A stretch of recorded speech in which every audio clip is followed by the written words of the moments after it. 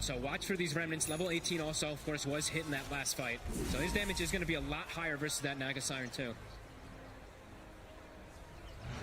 GG themselves, they might have a bit of a chance to push up towards the base here. They're bringing the creeps in on the mid lane.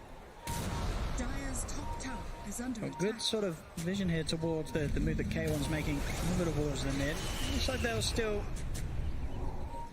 hold back a little bit here, EG. Yeah, Abed, he keeps a remnant there, goes back, is starting to clean up the counter push. We'll get a bit of a setup in the area.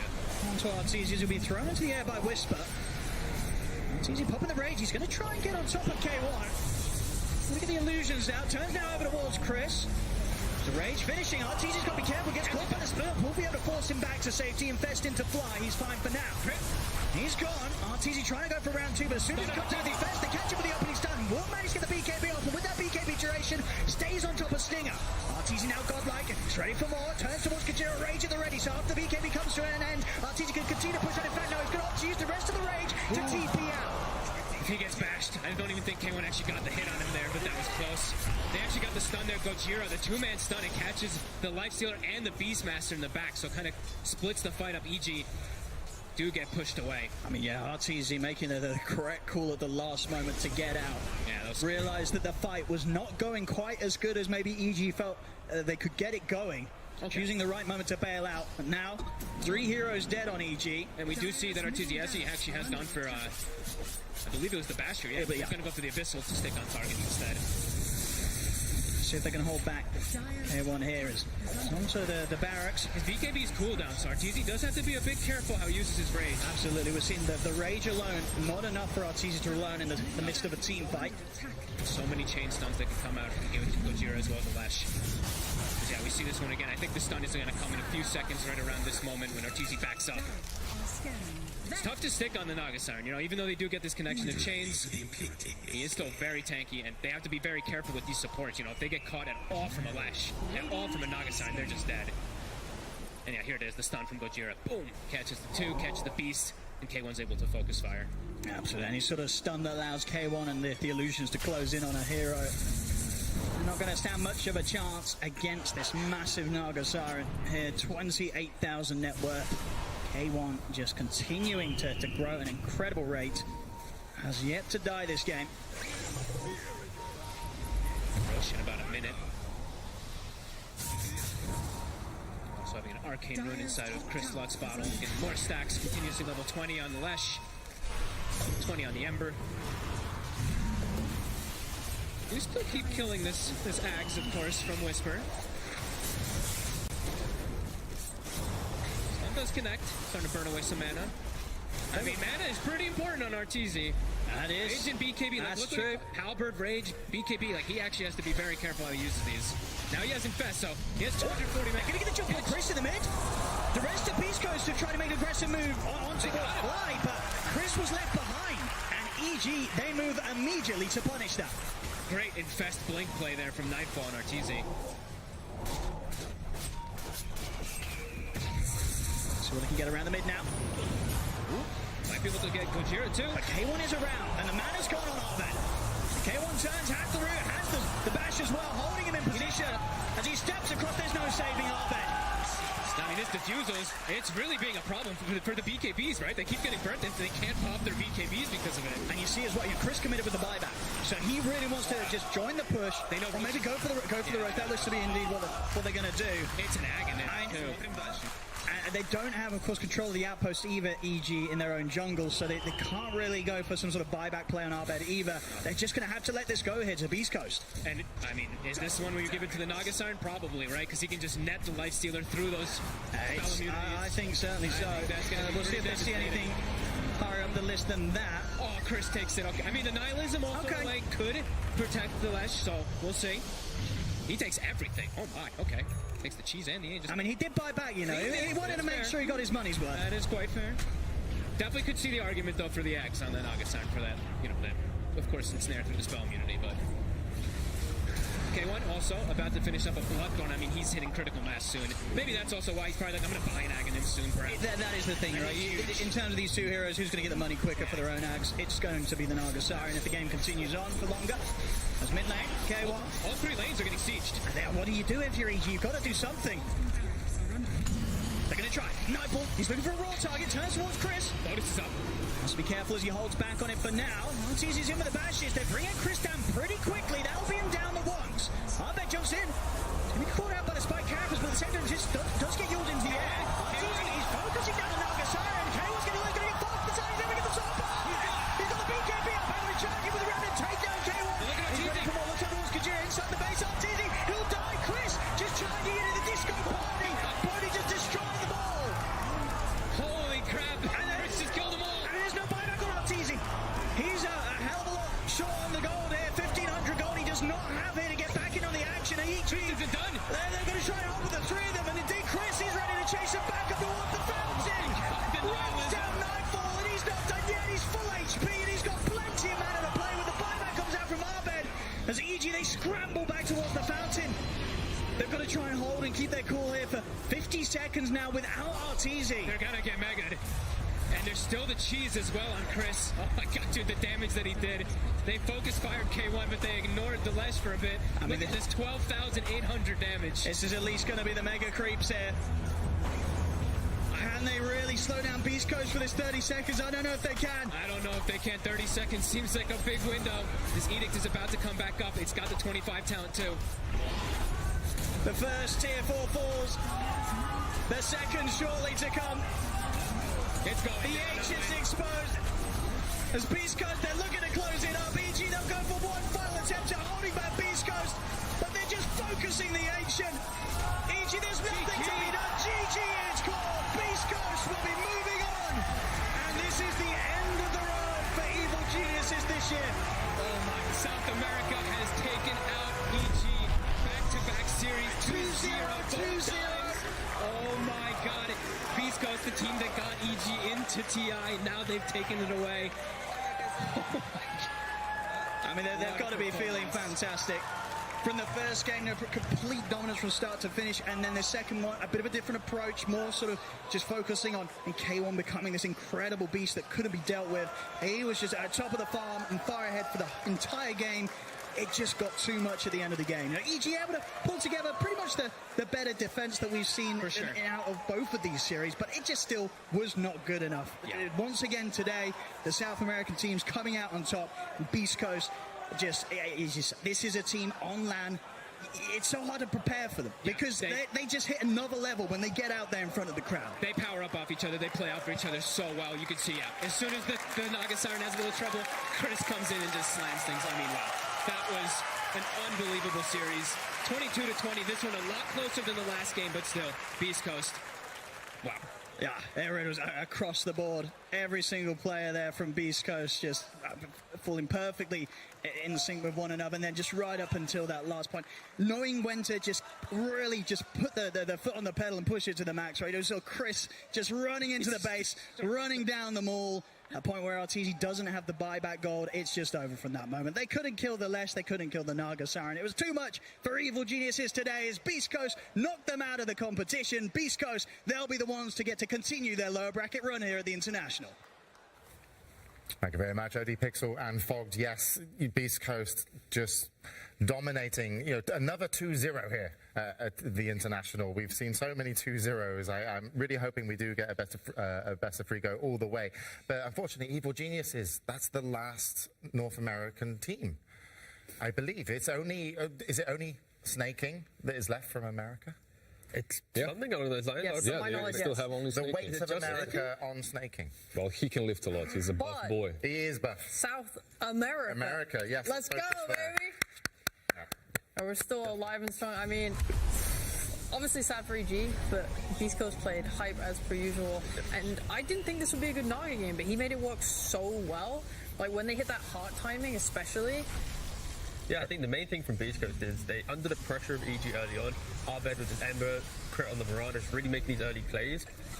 Arbeid kind of sacrificed his game a little bit, so when they got the Aegis onto the side of EG, then Beast Coast instantly swiped it away within a minute, if that, or like 30 seconds, and EG's kind of momentum completely shifted, and Beast Coast, they look back to their Naga Siren and say, come on mate, it's your turn to take over the game. And I have to say, te quiero mucho, Arturito. You tried your best. He went for that Mjolnir. He fought them off valiantly on his life stealer, itemized well against the Naga, but at the end, Even though Naga was given a lot of space and he was the focal point, like he was what everyone was focusing on, it was C-Smile, it was Chris Luck that was just deleting everyone on the left rack. Like he went for a very interesting item build as well with the Lotus Orb, which allowed him to just completely stay up front and soak in all the damage. Yeah, so there we have it. And that last fight, as you saw, once the buyback came in and the amount of resources they spent on trying to take down K1, unfortunately, C-Smile got into the back lines. But I need to feel someone's pain from America. This is really, this is what we need at this show. We just, oh my God, we have.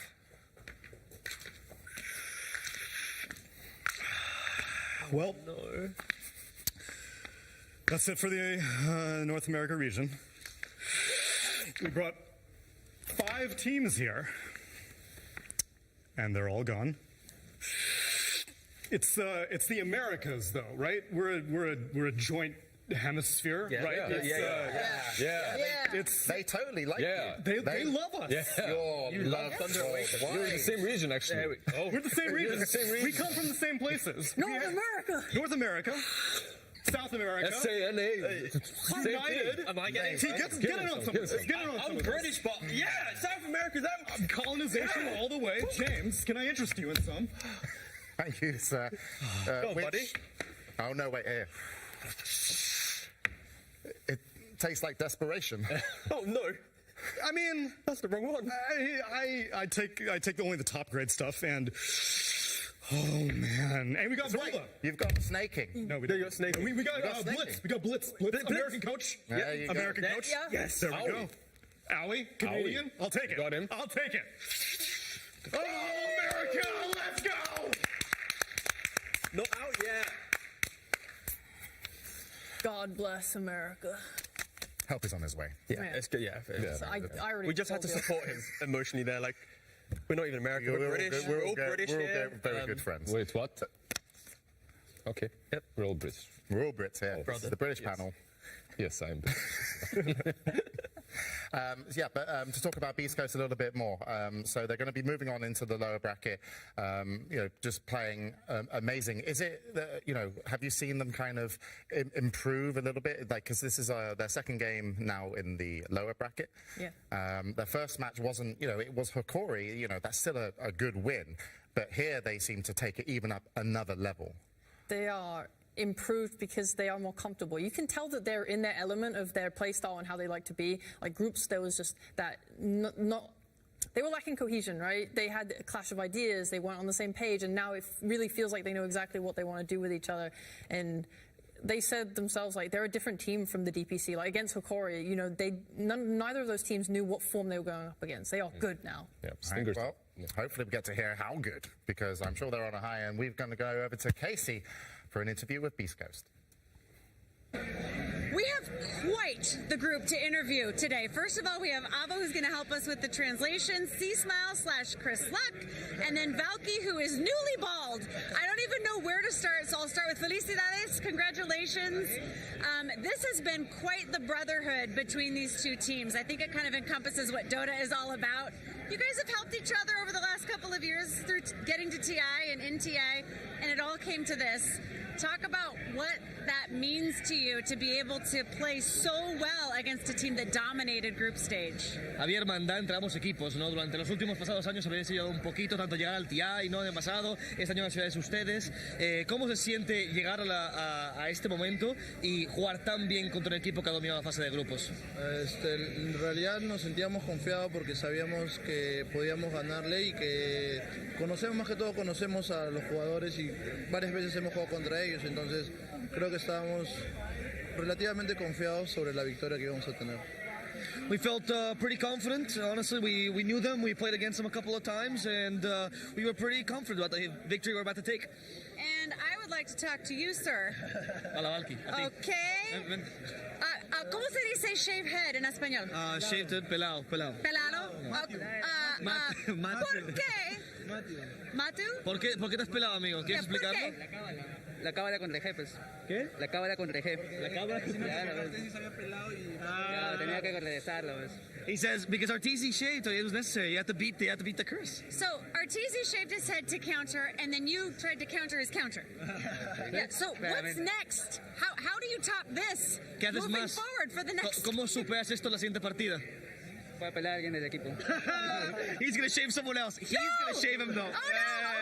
Okay. Congratulations! You guys have been playing so well and really exciting games. So congrats.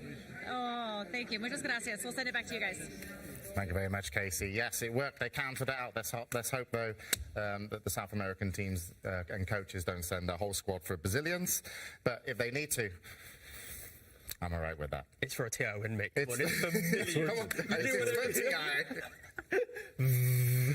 Yeah, but we didn't predict that. But we, EG didn't know about the counterplay. It was a genius move. But let's go into our next series here. And we're going to be meeting our first team. It's going to be Boom Esports.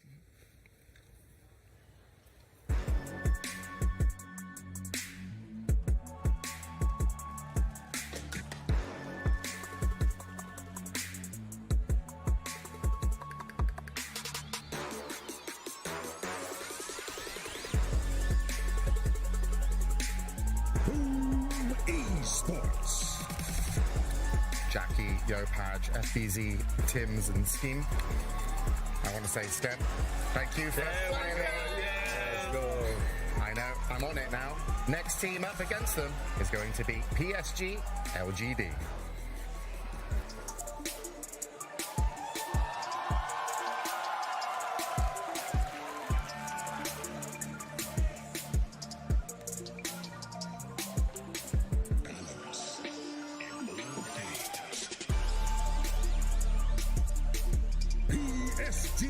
LGD. Last year's runner-ups, Arme, Nothing to Say, Faithian, Jinkyu, and Y. This team is a scary team, and it's scary to meet them, and even to see them in the lower bracket if you're going up against them. So we'll see how Boom Esports will be able to adjust. Boom Esports, though, did actually beat the defending champions to get here. They took out Team Spirit, and they've developed a lot during the group stages and the tournaments sheet. Yeah, I mean, they beat the winners of all TI. What's the second placer team? These runner-ups. It only gets easier from here, right? 100%. I mean, this team have come a very long way throughout the year. Their drafting has expanded like amazingly. At Arlington Major even, I think they had one of the newest and freshest drafts I'd seen from them as a team when they played against LGD in that upper bracket. So I've just really enjoyed how they've really been pushing their comfort zone to get to here. Having followed this year for a really long time, this is probably the ultimate stack they could have formed out of all the new stars that were coming in in the last couple of years. Obviously getting Yopaj in, FBZ being with the team, being in Boom since like, 2018 or something, and then getting Scam as well to bring all those good ideas that he usually does bring to any single team. But it's also the fact that, don't forget how they got to this position, right? They were nearly going to be eliminated from the group stage. They had to beat EG, who was first in the group. They 2-0'd them. Then they went to a tiebreaker. They beat Sonics, they beat BetBoom quite swiftly. And then they beat Team Spirit. Like, they've gone probably the hardest journey possible to get to the lower bracket. And now they're, like, beating the previous TI champion, going to second place. Like, if they beat PSG, that's the type of momentum that you have as a team, like beating first place, the runner-ups. Now you have to maybe look at them with a different eye, because, yeah. Do you agree that Giants are falling in the lower bracket? Like most of them, right? Like we've seen EG, we've seen Team Spirit.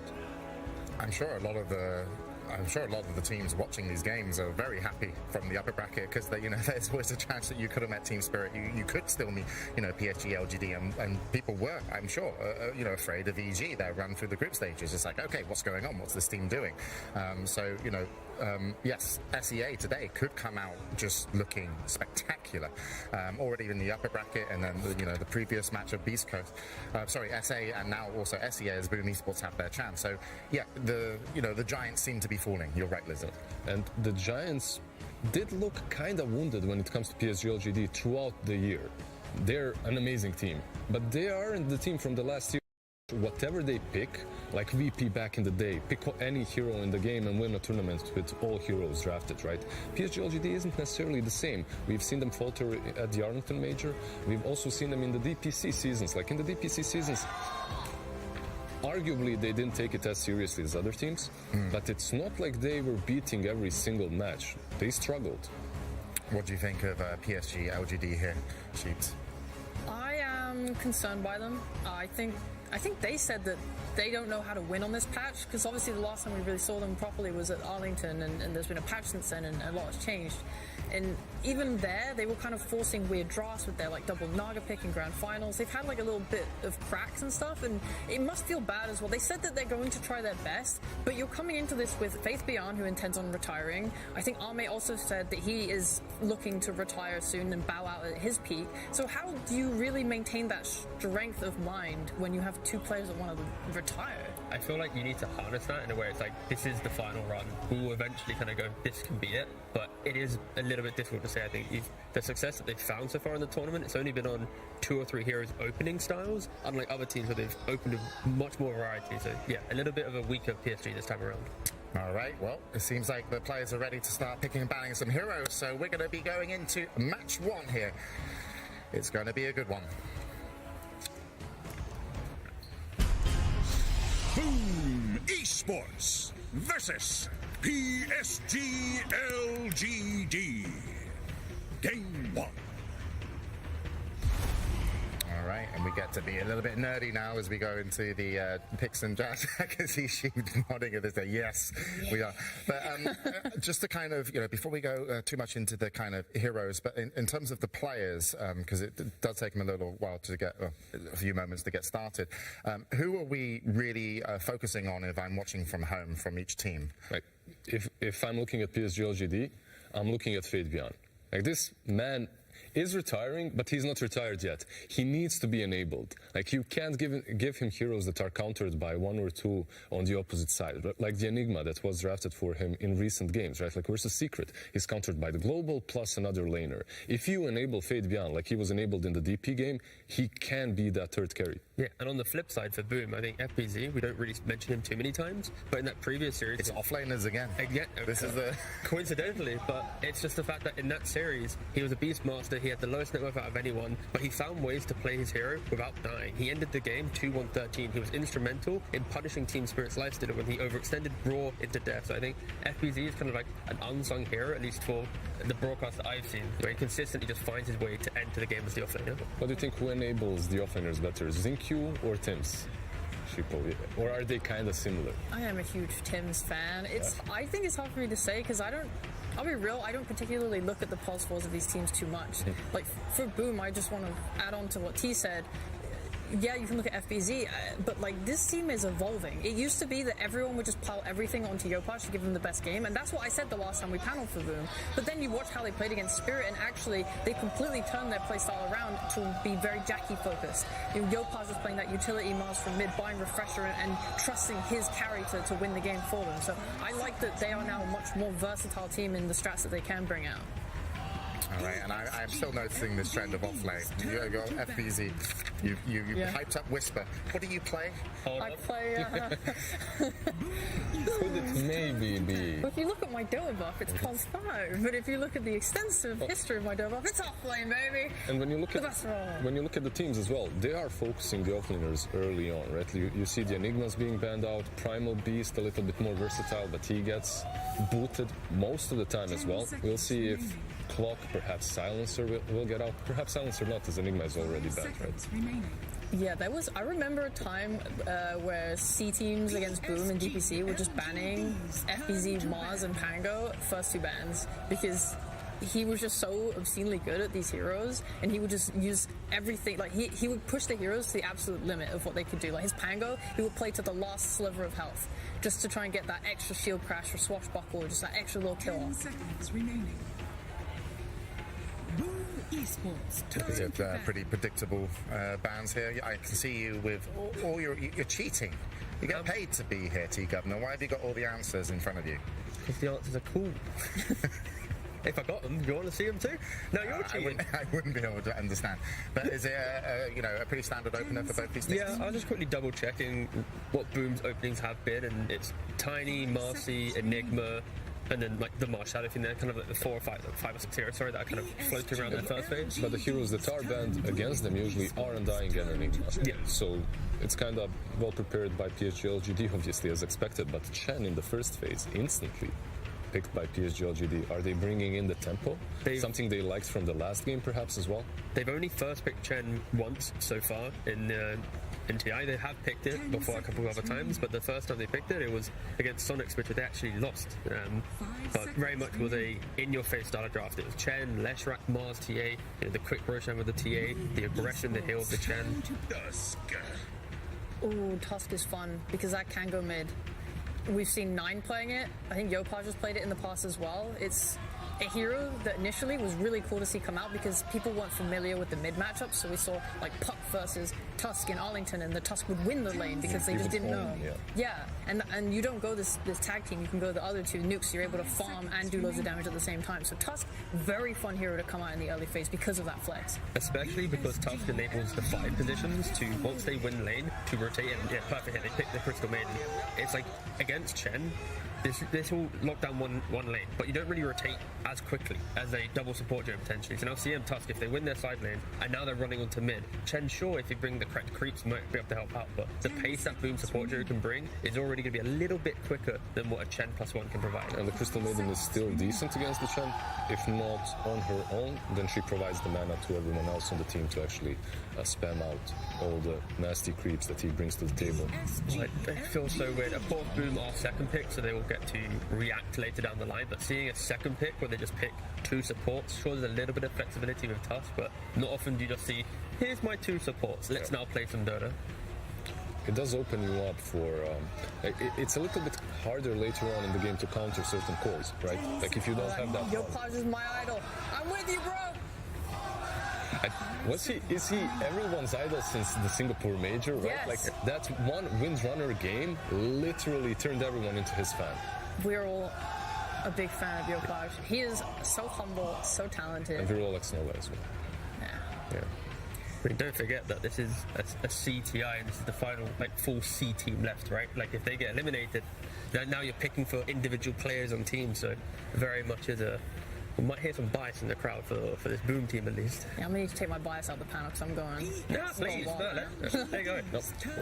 Now when you're PSG LGD, you've picked up your Monkey King very early on. It's Uncrowned King, Ami's special, right? Like he enjoys playing the Monkey King. Is there some flex possibility? Of course there is. They could still play it on Xinkyu, but I do believe it will be your position 1, especially now after the being banned out.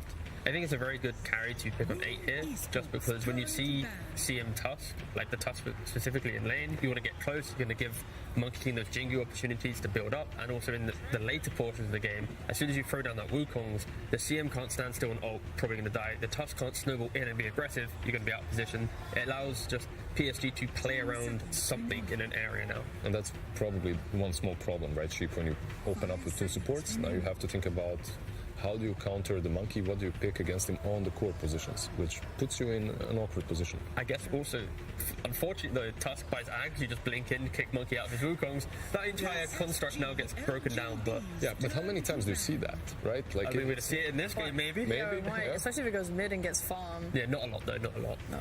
But right now, I look at LGD's heroes, and they're really utilizing vision between the creeps that they can send out on the map with Chen to the vision of Monkey when he's on the trees. That's something that potentially they want to look at using more. You can usually see a disruptor paired with these types of heroes because you get the glimpses off from long range. That control of area with kinetic field as well would be good to combo with the Monkey King ult. Other times you see other heroes that keep people in place like Mars, like Puck. These types of heroes are just really nice. And for Boom's side, they don't have hard lockdown yet. Yeah, I feel like for PSG, they're leaning maybe towards, like, if they can, a second phase Rubik.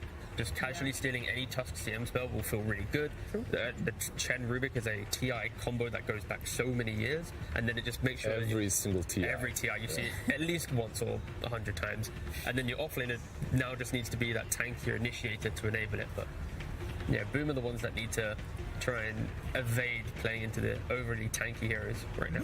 Esports turn to ban. How do you feel about some good old classic Tiny as well here for PSG LGD?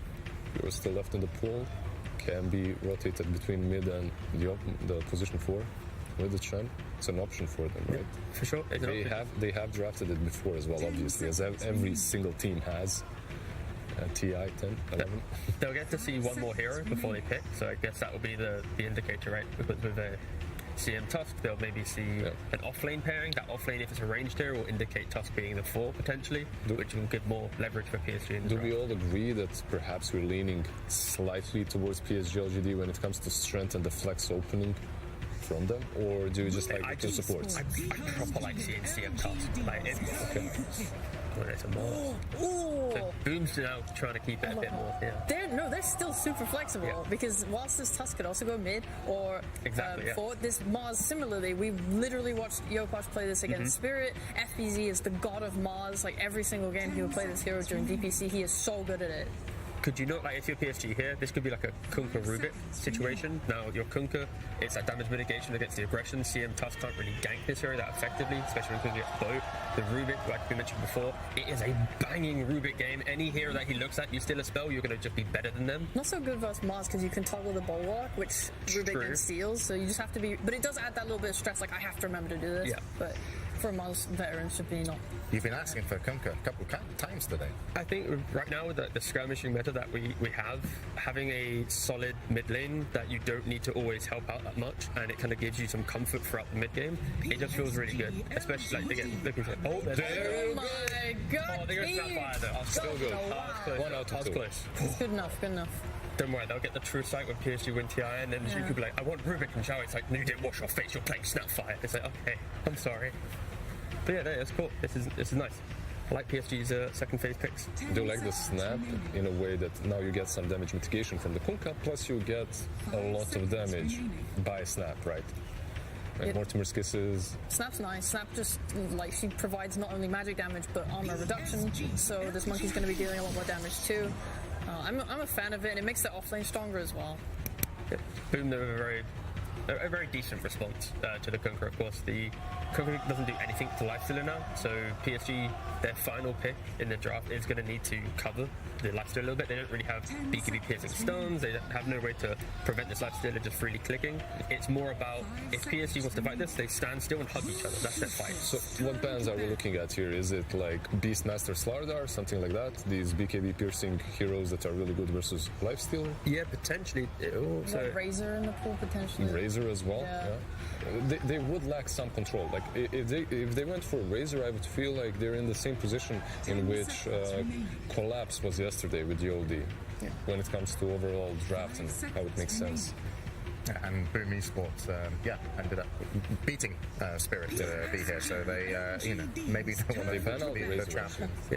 I'm sorry to talk so much about them, but like, they're the team I know the most. For Boom, this is a draft that they have actually run quite a lot. Like in terms of comfort and familiarity, this is something they have played a lot. Jackie's Lifestealer throughout DBC Tour 3, he played this very often, and I talked about the playing with Yopaj type strat. This is what they would do. They would have 4 heroes that run around, making space for Jackie, who sits in the safe lane for as long as he can, just farming that Midas into whatever he needs. And good that you mentioned it, because I'm so happy that Jackie evolved, because a few years back in T1, he would be always that, not necessarily Lifestealer, illusion-based hero, right? Like he's always just AFK farming until 30-minute mark, then he joins. But if you're playing a Lifestealer, the fight has to come to you sooner than later. Like you actually have to be a bit more active. He was like that in DBC Tour 1 as well. He was on Motivate Trust playing Wraith King Medusa every game. So yeah, he's really like bloomed on Boom. I'm very happy for him. Probably scam a little bit, having a say or two, a word or two to tell him, I'm trying to think for like PSG, their final pick now, I mentioned the BK piercing. They have the Slardar route, but I think that could be a little bit of an issue into a CM in the lane. It's nice that speed. Yeah, the other option is like maybe like a Legion. where you have the Legion, Lifesteal steps up, you instantly jaw him. You don't really have a lot of burst damage, but with the Dispel, the fact that you can take some of the earlier fights just through Boom wanting to run at you, you just defensively reposition, you wait, you bide your time, you see an opportunity, then you jump. What about instead of that, instead of caring about locking down lifesteal really hard, you just focus on balling up? Because this Monkey King, he's going to be able to put down like his Wukongs, and they're just going to fight in it as a ball with the boat buff, and running with these 10 auras and creeps and pushing towers together. Maybe they can just like buff the strengths that they already have in their lineup instead of trying to like patch holes. Yeah, look at them and what they are thinking. Like even the Morphling ban, like they're going way out. They're thinking perhaps even the Kunkka on the offlane or something like that. That's true. Monkey not being position 1. Yeah, I think in this situation with Boom, they're like, okay, we picked this lifestealer to be a response. Let's just cover ourselves. They go with the slap. And they go with the slap. Yeah, it's like, even though I completely understand why you're worried about the CM and the lane that might be problematic for the Slardar, it is Slardar's snap. Like, no matter what you bring there, I believe they should be able to beat Lifestealer +1. And you're going to go into the mid game now where one good fight outside the Roshan pit, you get that Aegis.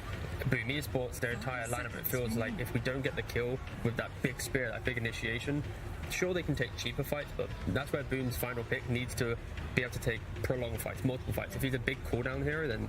Are we looking at the Spirit then for your patch? Yeah, that's kind of where I'm leaning a little bit. Japway Ember, down. I mean, I'm just... it is going to be his Mars, I think. And so wait, Tusk or Mars? Oh no, it could be Tusk. Yeah. I think Mars on the offlane, so you can spear the Monkey King away. It's an offlane. Actually, Mars safe. Phoenix. Offlane Phoenix, my man, FBZ. All right. It's new. Okay, I mean, so minus attack speed on Monkey and Slide is always going to be good. Yeah. It's not only the minus attack speed, you always keep vision on the Monkey King. You can dive over the trees, you can bring him down. It's one of my actually favorite matchups to play on the offlane. Even though it's not really popular right now, it's really strong. Plus, with Yag, you can take him down from the trees. But then on the flip side, PSG, they've got Jinkyu and one of his specialty heroes, the Snapfire, the little shredder. You get into position with a Blink Dagger, you kill that egg, you're deleting a core now, not a support. So a lot of emphasis on FBZ. You had last pick in the draft, you picked up a Phoenix, you got to be really clutch with your eggs in this game. But it wouldn't be Boom Esports unless they did something like this in the Go draft. crazy. It's really crazy. I'm leaning quite heavily towards PSG LGD. Snap versus Phoenix, Slardar versus Nyx. It just looks simple to execute. Yeah, it's also like Kunkka's going to go for this AC Hex build, I want to say. I mean, I don't know if he has a different idea, but this, like with a Halberd maybe in there too, it all seems like Kunkka's Iron build helps counter Boom's a lot. But You worried? I believe in the boys. Boom are very good at skirmishing and fighting early. They can easily like outplay LGD just through fighting. And T, what do you make of this? I think I agree with what Lizard mentioned about this draft. I think there's a lot of pressure on this last pick Phoenix, and I just like the simplicities of PSG and this Kunkka in the second phase. I think it just kind of unlocked PSG to have a comfortable end to the draft. Yeah, and of course, game one, I admire Boom to bring out, something new and kind of, adapt during the draft. I don't know if this something is planned. We might be able to find out, actually, because we're going to have a post-draft interview with Boom Esports. It's the coach, Mushi. Thank you so much, guys. Yes, Mushi, we are here. Thank you for taking time out. Very aggressive draft, very interesting draft. The Phoenix on the Monkey King. Pretty exciting stuff here. The crowd is going absolutely ballistic, so please, were you expecting this kind of draft from LGD? I'm sure you did a lot of research there. The crowd favorites. Any surprises coming out from their side? Not really. I think we read them quite well. Yeah. Oh, fantastic. Are you going to have the momentum to win this game? That's a very aggressive draft. Are you confident? Yeah, we got what we want and we have nothing to lose though. Let's do it. All right, let's do it.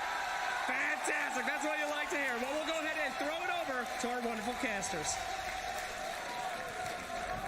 Well, thank you so much, Slacks. We do get into it. Game number one here between PSG, LGD, and Boom Esports. John, you hear this crowd. It is absolutely electrifying in here. You've seen both these drafts. What are you thinking? I think we're going to have a good game regardless. We've got a few surprises from Boom. You know, we heard Mushi. It's all according to plan that they're getting out there. So we'll see if they are truly ready for that plan. We've got a lot of fans from Southeast Asia and a lot of fans of Chinese teams here too.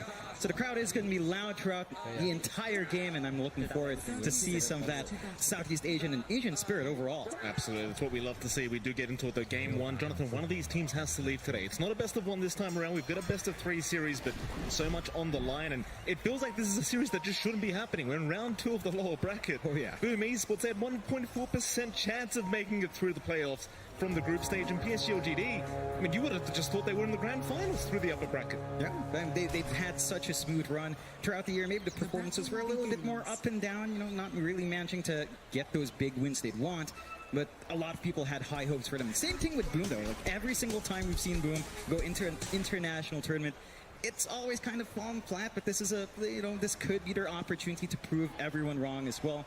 And again, a lot of hopes hanging on that last Southeast Asian team here. Absolutely, we'll see how it does, because of course we'll start with the mid lane. Nothing to say, going to be there against the Aro Yopash. The Mars versus Kunkka.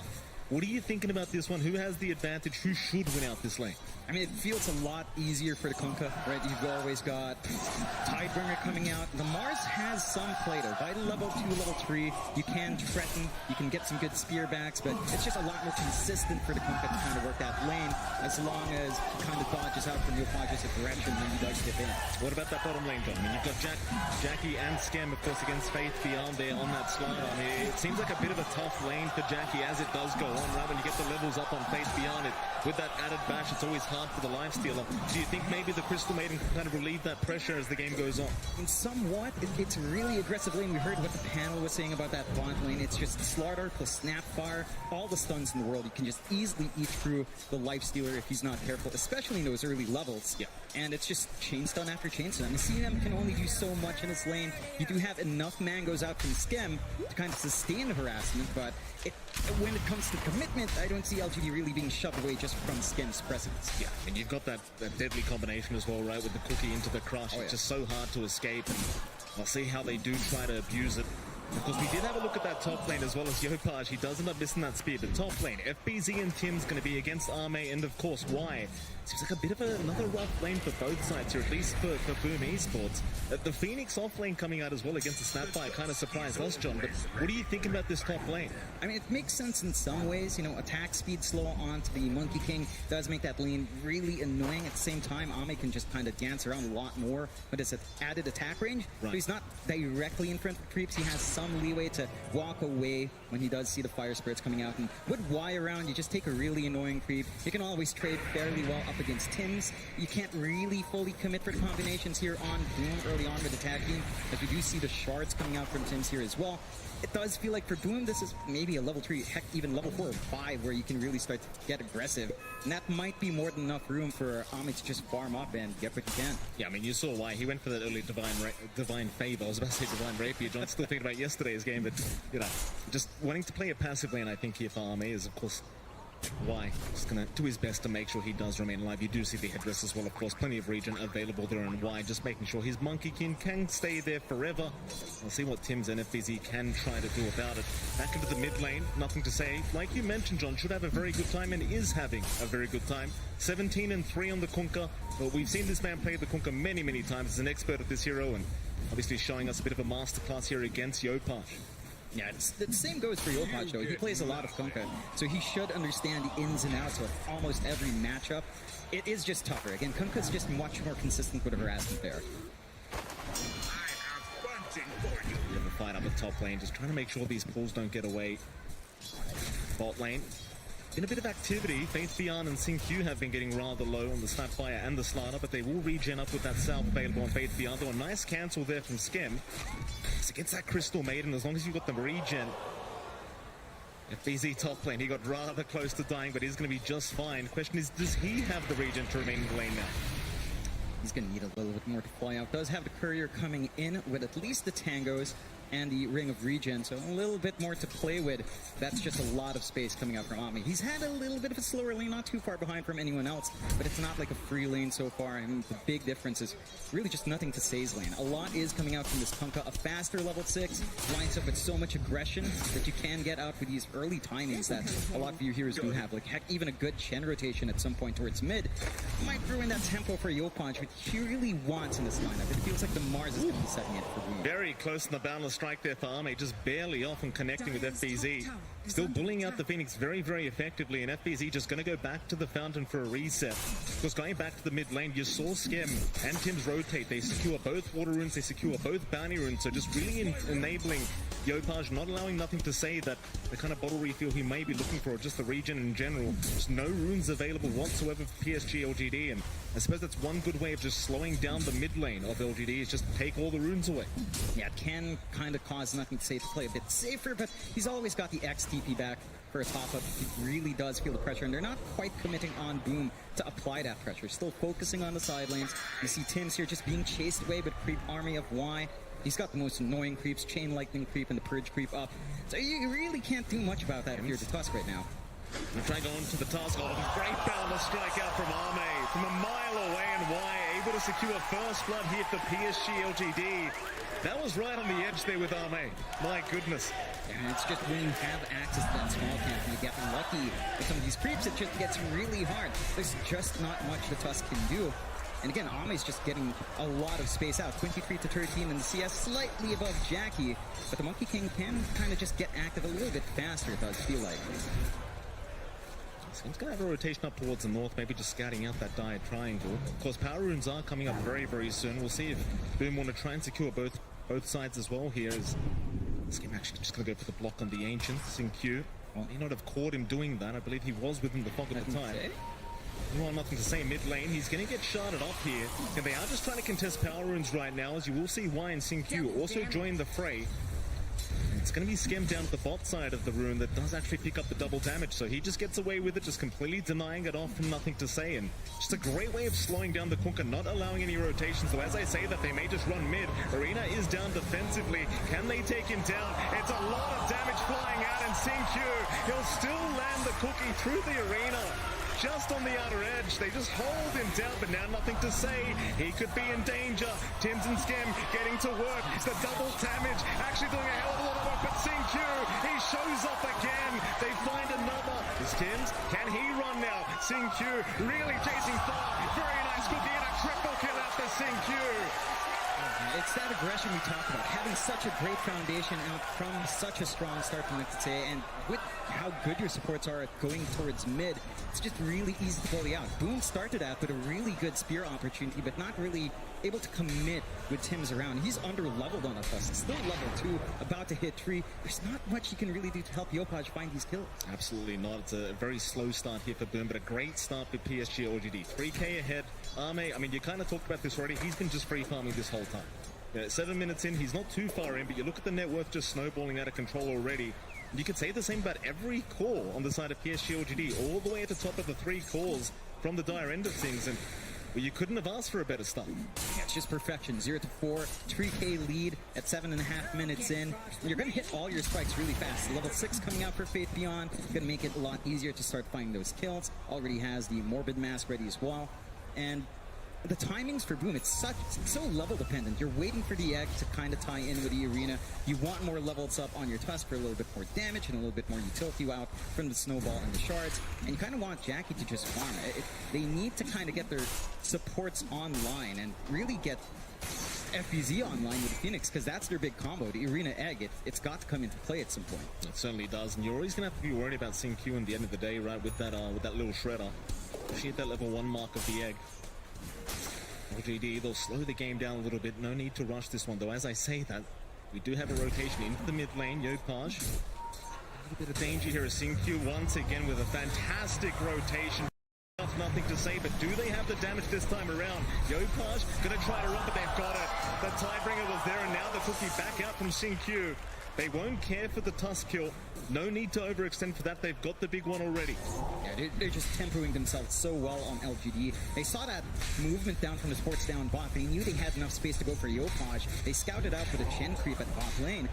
And Yopaj just can't do much. Like, the moment he gets X stuff, you do have enough magical damage on LGD. And Boom are just trying to get something on the sides. They're committing so much time to try to find those pickoffs. But LGD just punish. Slowly. Very, very tough start. I mean, you've just got to try and slow the pace down now if you are Boom. In the meantime, more stacks being made, but no, the sentry is still there. So they have not managed to deal with that sentry that was there by Skim. In fact, he's got them both of them.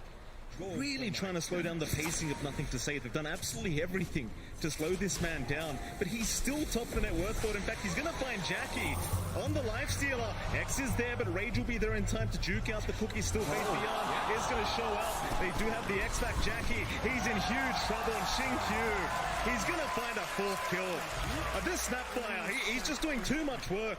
He's all over the map, and Jackie popping that Rage a bit early. The moment he saw the cookie come out, while the X was on, he had to Rage, and he couldn't outlast that X mark, so he just gets punished. There was a smoke rotation out from Boom, trying to head up top, but they're still not finding anything for their trouble. They dragged Yopaj around for that. It's LGD really working this map out really well, just using the vision they have from the Chen creep to start to get activity on Ame. Yeah, he's got an arcane room, but in comes Nothing to Say along with Ame. Arena is down, but here come the kisses. Tims, he'll buy them a bit of time, allow them to get away from those kisses, but it's still a lot of damage. Now the egg will be dropped down. Ame, he might be in trouble, but no Tims. He's the one in danger as he does go down to Y. PSG LGD, they'll just keep running. They might just want to reset and just back out of this team fight, as it seems like Boom have brought Jackie over, but it's going to be a bit of waste of time for the lifestealer. Nothing going to come out for Boom. LGD still 0-7 in their favor. Boom to pick up one kill. And you see how confident they are. They just drag in Ame. They start to use that Monkey King, get a little bit more vision out, get some good jumps in to follow up, and Boom expend the arena and the egg. The combination was there, but they didn't lock anyone in. LGD, they're just sidestepping everything. They are not even giving Boom any leeway. Like, not a crack has been opened yet. Still 0 kills on the board. His Faith Beyond will take care of the bot T1 tower, has the Mask of Madness up, gonna make very, very quick work of it. This is what I was kind of mentioning earlier, John, like, against the lifestealer, you're gonna have such a good time perma-bashing Jackie up if he does get caught out with the initial stun, and see if they can capitalize on it later on. For now, I mean, with the 6k net worth lead, they can basically do whatever the hell they want, LGD. Yeah, they've got free reign of the map. They've got some pretty good wards by the ramp sides on the river, so they're always going to be able to check if Boom is trying to sneak around without a smoke. Boom, for their part, just constrained on their side of the map. They're not able to cross that river. They're not able to really scout out, use that deep ward they have on the top jungle to stop any of this farm game. Like, it's just a very static game right now for Boom and LGD. And they could play it static now as well. They're going back to farming with Ame, just getting that build up into the Desolator coming out here for the Monkey King. They've even got the early mech up and running for Y. So much more sustainable in these fights. Considering how durable you are with Chen, with Kunkka and the both buff, even if Boom somehow managed to get that initiation, it doesn't feel like they have enough damage to eat through that. Absolutely not. We're talking about damage. LGD, they've got all the damage. Like, you pointed out the Deso on Ame coming out with the Corrosive Haze on top of that. Armlet's just going to do nothing with all that bonus armor you get there on Jackie, and just such a painful experience to have to try and deal with as LGD. They are starting to move in, but Boom are waiting. In there goes Jackie. They find Y. They do have to help around, though. Nothing to say. Trying to save the day of the Chen, but the Y is still going to drop. That's one. Just a plus 5 kill hit for Boom, but it is the first kill of the game for them to pick up, and that's a start. It's a start, and not the biggest, but a little cheeky. Oh, Faith Beyond almost finds Tims, but the snowball is going to buy a little bit of time as Tims is still going to drop, and now Yopaj, he's been caught out. Boundless is there as well. They take him down. No chance survival, just perma-stuns out from LGD. Into the T1 mid tower they go. And it doesn't take too long to push with just how much damage is coming out. Not even a full Deso out from Ame yet. Just with the numbers they have, with a low Shredder to provide some minus armor, it just melts. And Boom, again, they just keep coming in one by one. They find that one kill in the Chen, and then they just don't manage to get anything else.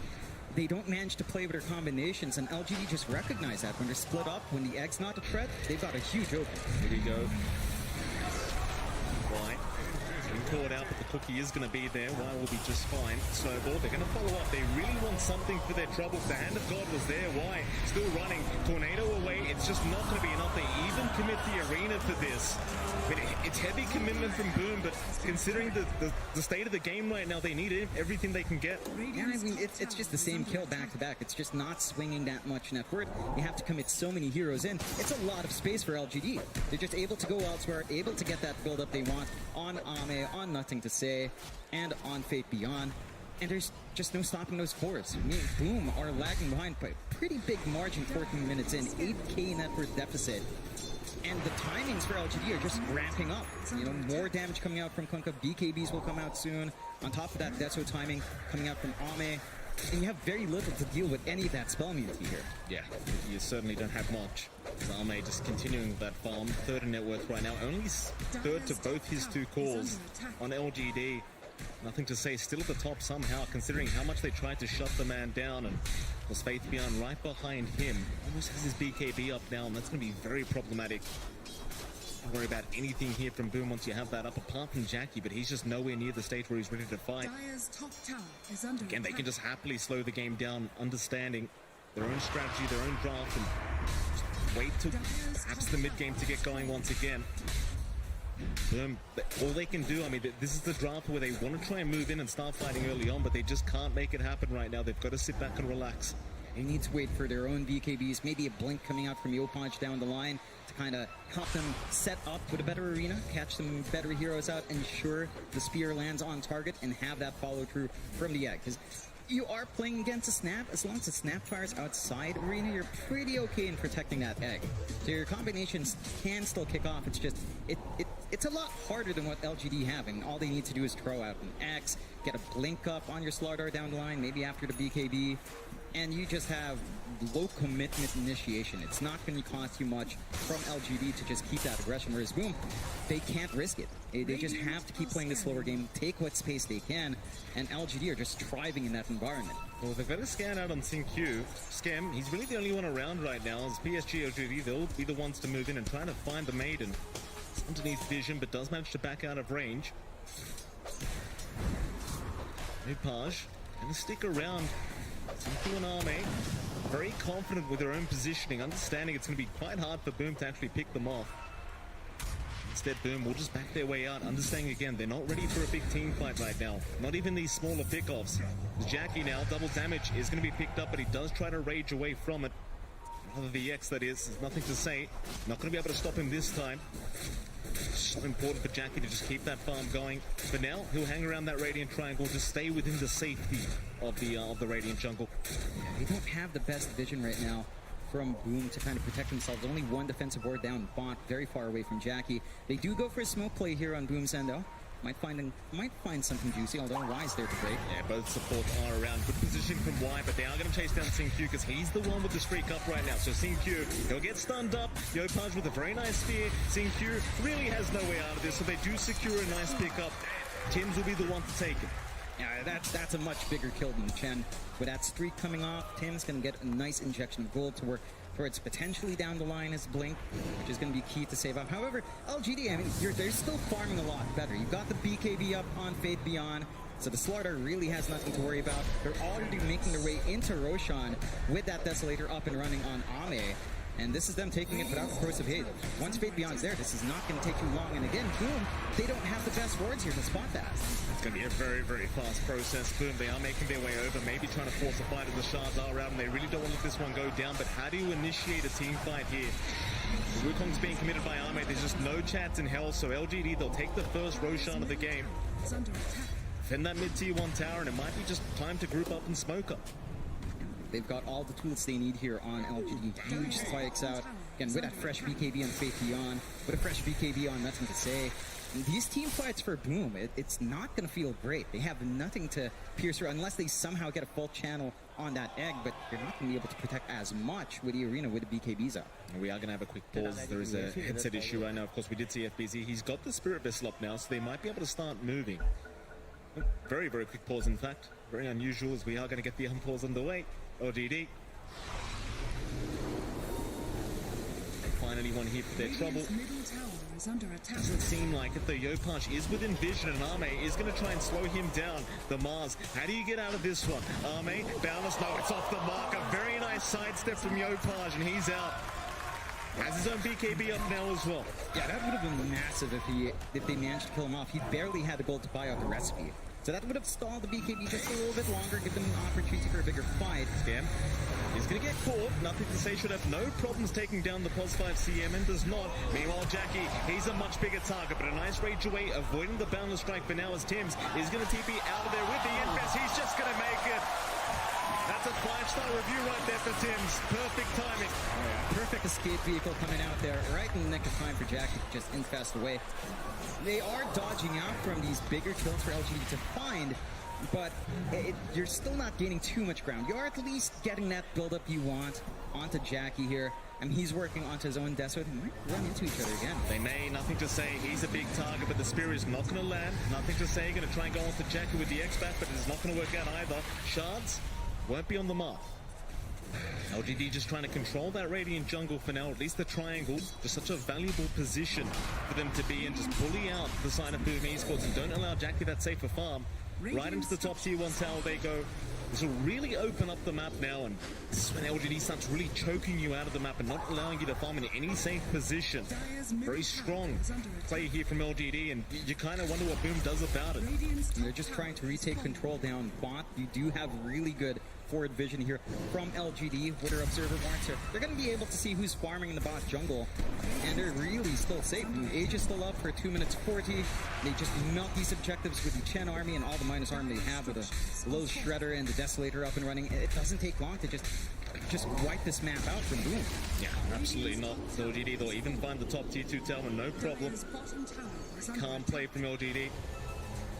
And towards the bot lane, Arme. Take care of the defense of the tier 1.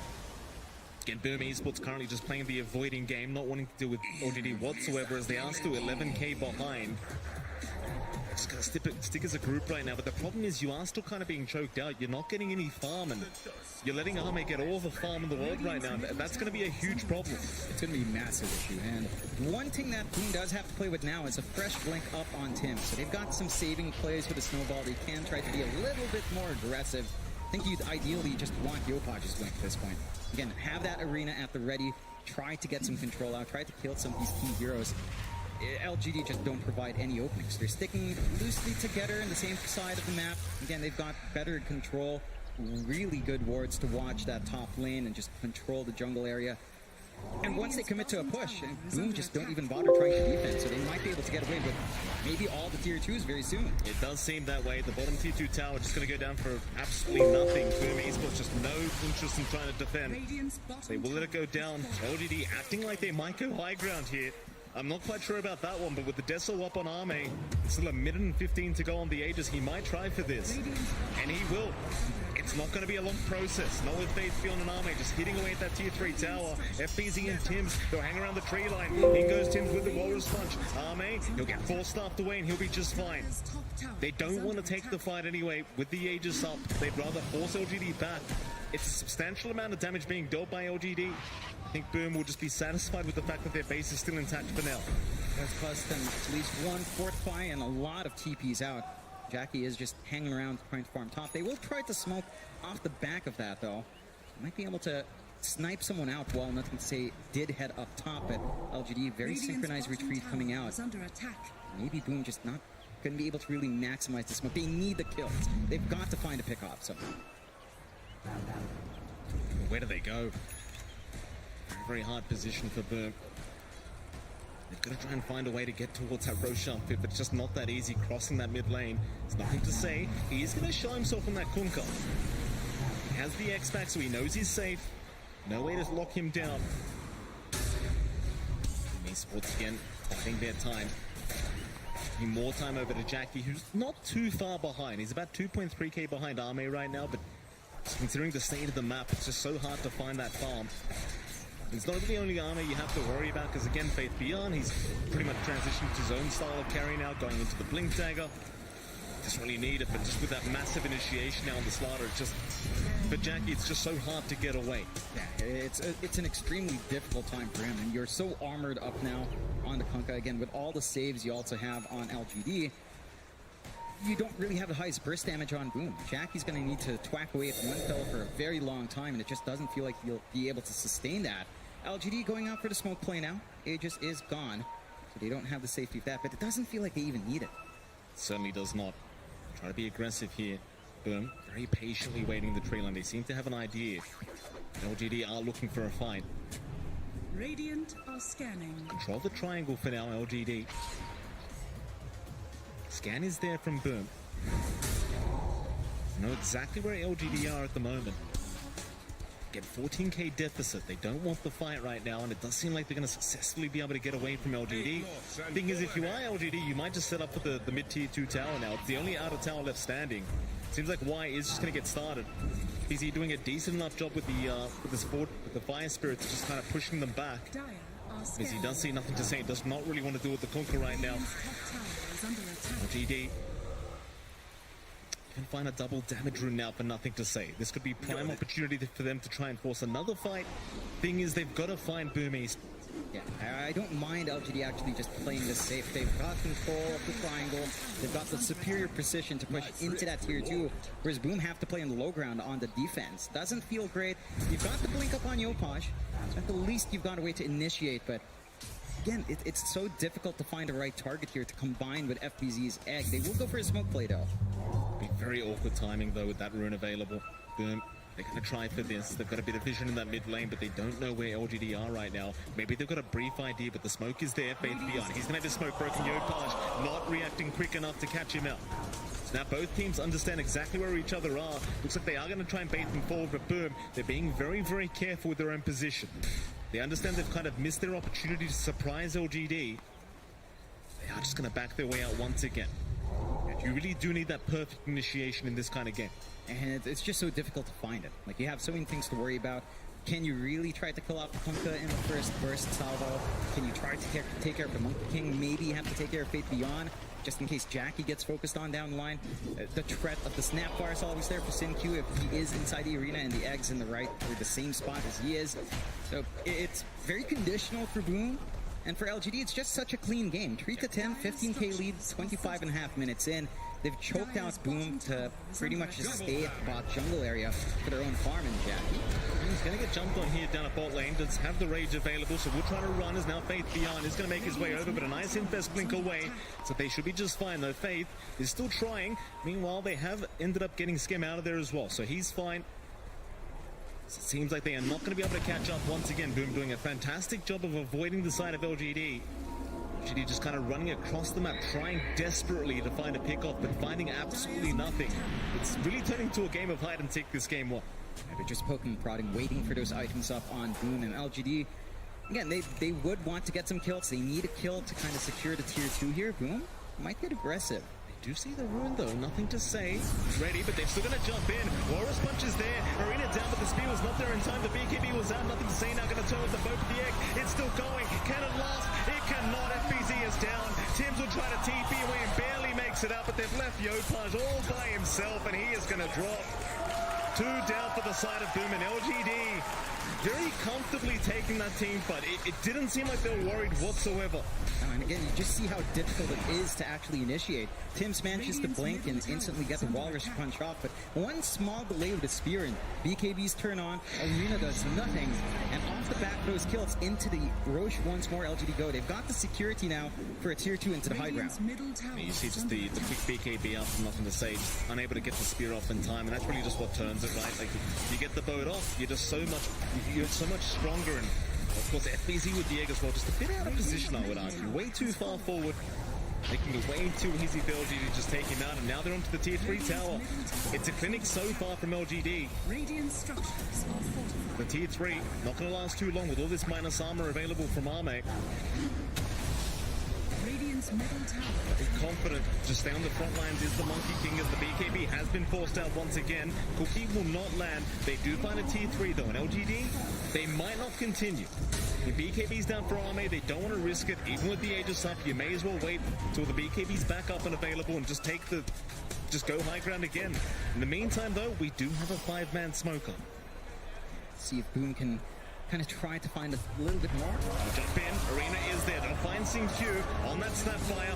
It's not the biggest kill, but it is something. Yeah, so you take what you can get now when you're this far behind. 19k lead still standing for LGD. Much needed kill coming out for Yopaj to find. And, you know, you're not under too much pressure. You're going to have Egg off cooldown in a few seconds. Arena not the longest in the world, so can kind of just take your time here as LGD. I mean, they've got a lot of security on hand, right? Like Aegis still up and running for 3 minutes and a half. Scotty being built up by Ame, so durable on this Monkey King, and just taking away the healing that Jackie will want to do when he's right looking away. It's not getting any easier for the lifesteal. This is just not a game where it feels like Jackie can just simply farm and carry the team. Everyone's going to have to work as a unit here up against LGD, and they're just looking way more coordinated. Their movement's just been perfect. But they are down at bot lane. Faith Beyond, going to see Tims, but the blink away is going to be there. Still Faith. We'll get a corrosive haze off, but that's about it. The LGD might be in a position now where they just push high ground again. The BKB is back up on Arme. Very, very good timing here from LG, just waiting that item out, and in they go. For the bottom tier 3 tower, boom, they will try to set up for this team fight. It's just so rough to see how you get the initiation up before the BKBs, but there it is. They've got the Kunkka, nothing to say. He's a big target, but he's going to get out. He's got the BKB in time as Jackie's the one to drop, and now Yopaj is gone. Oh, it was such a great start, but they find nothing. They call it. Egg is down, they've had enough.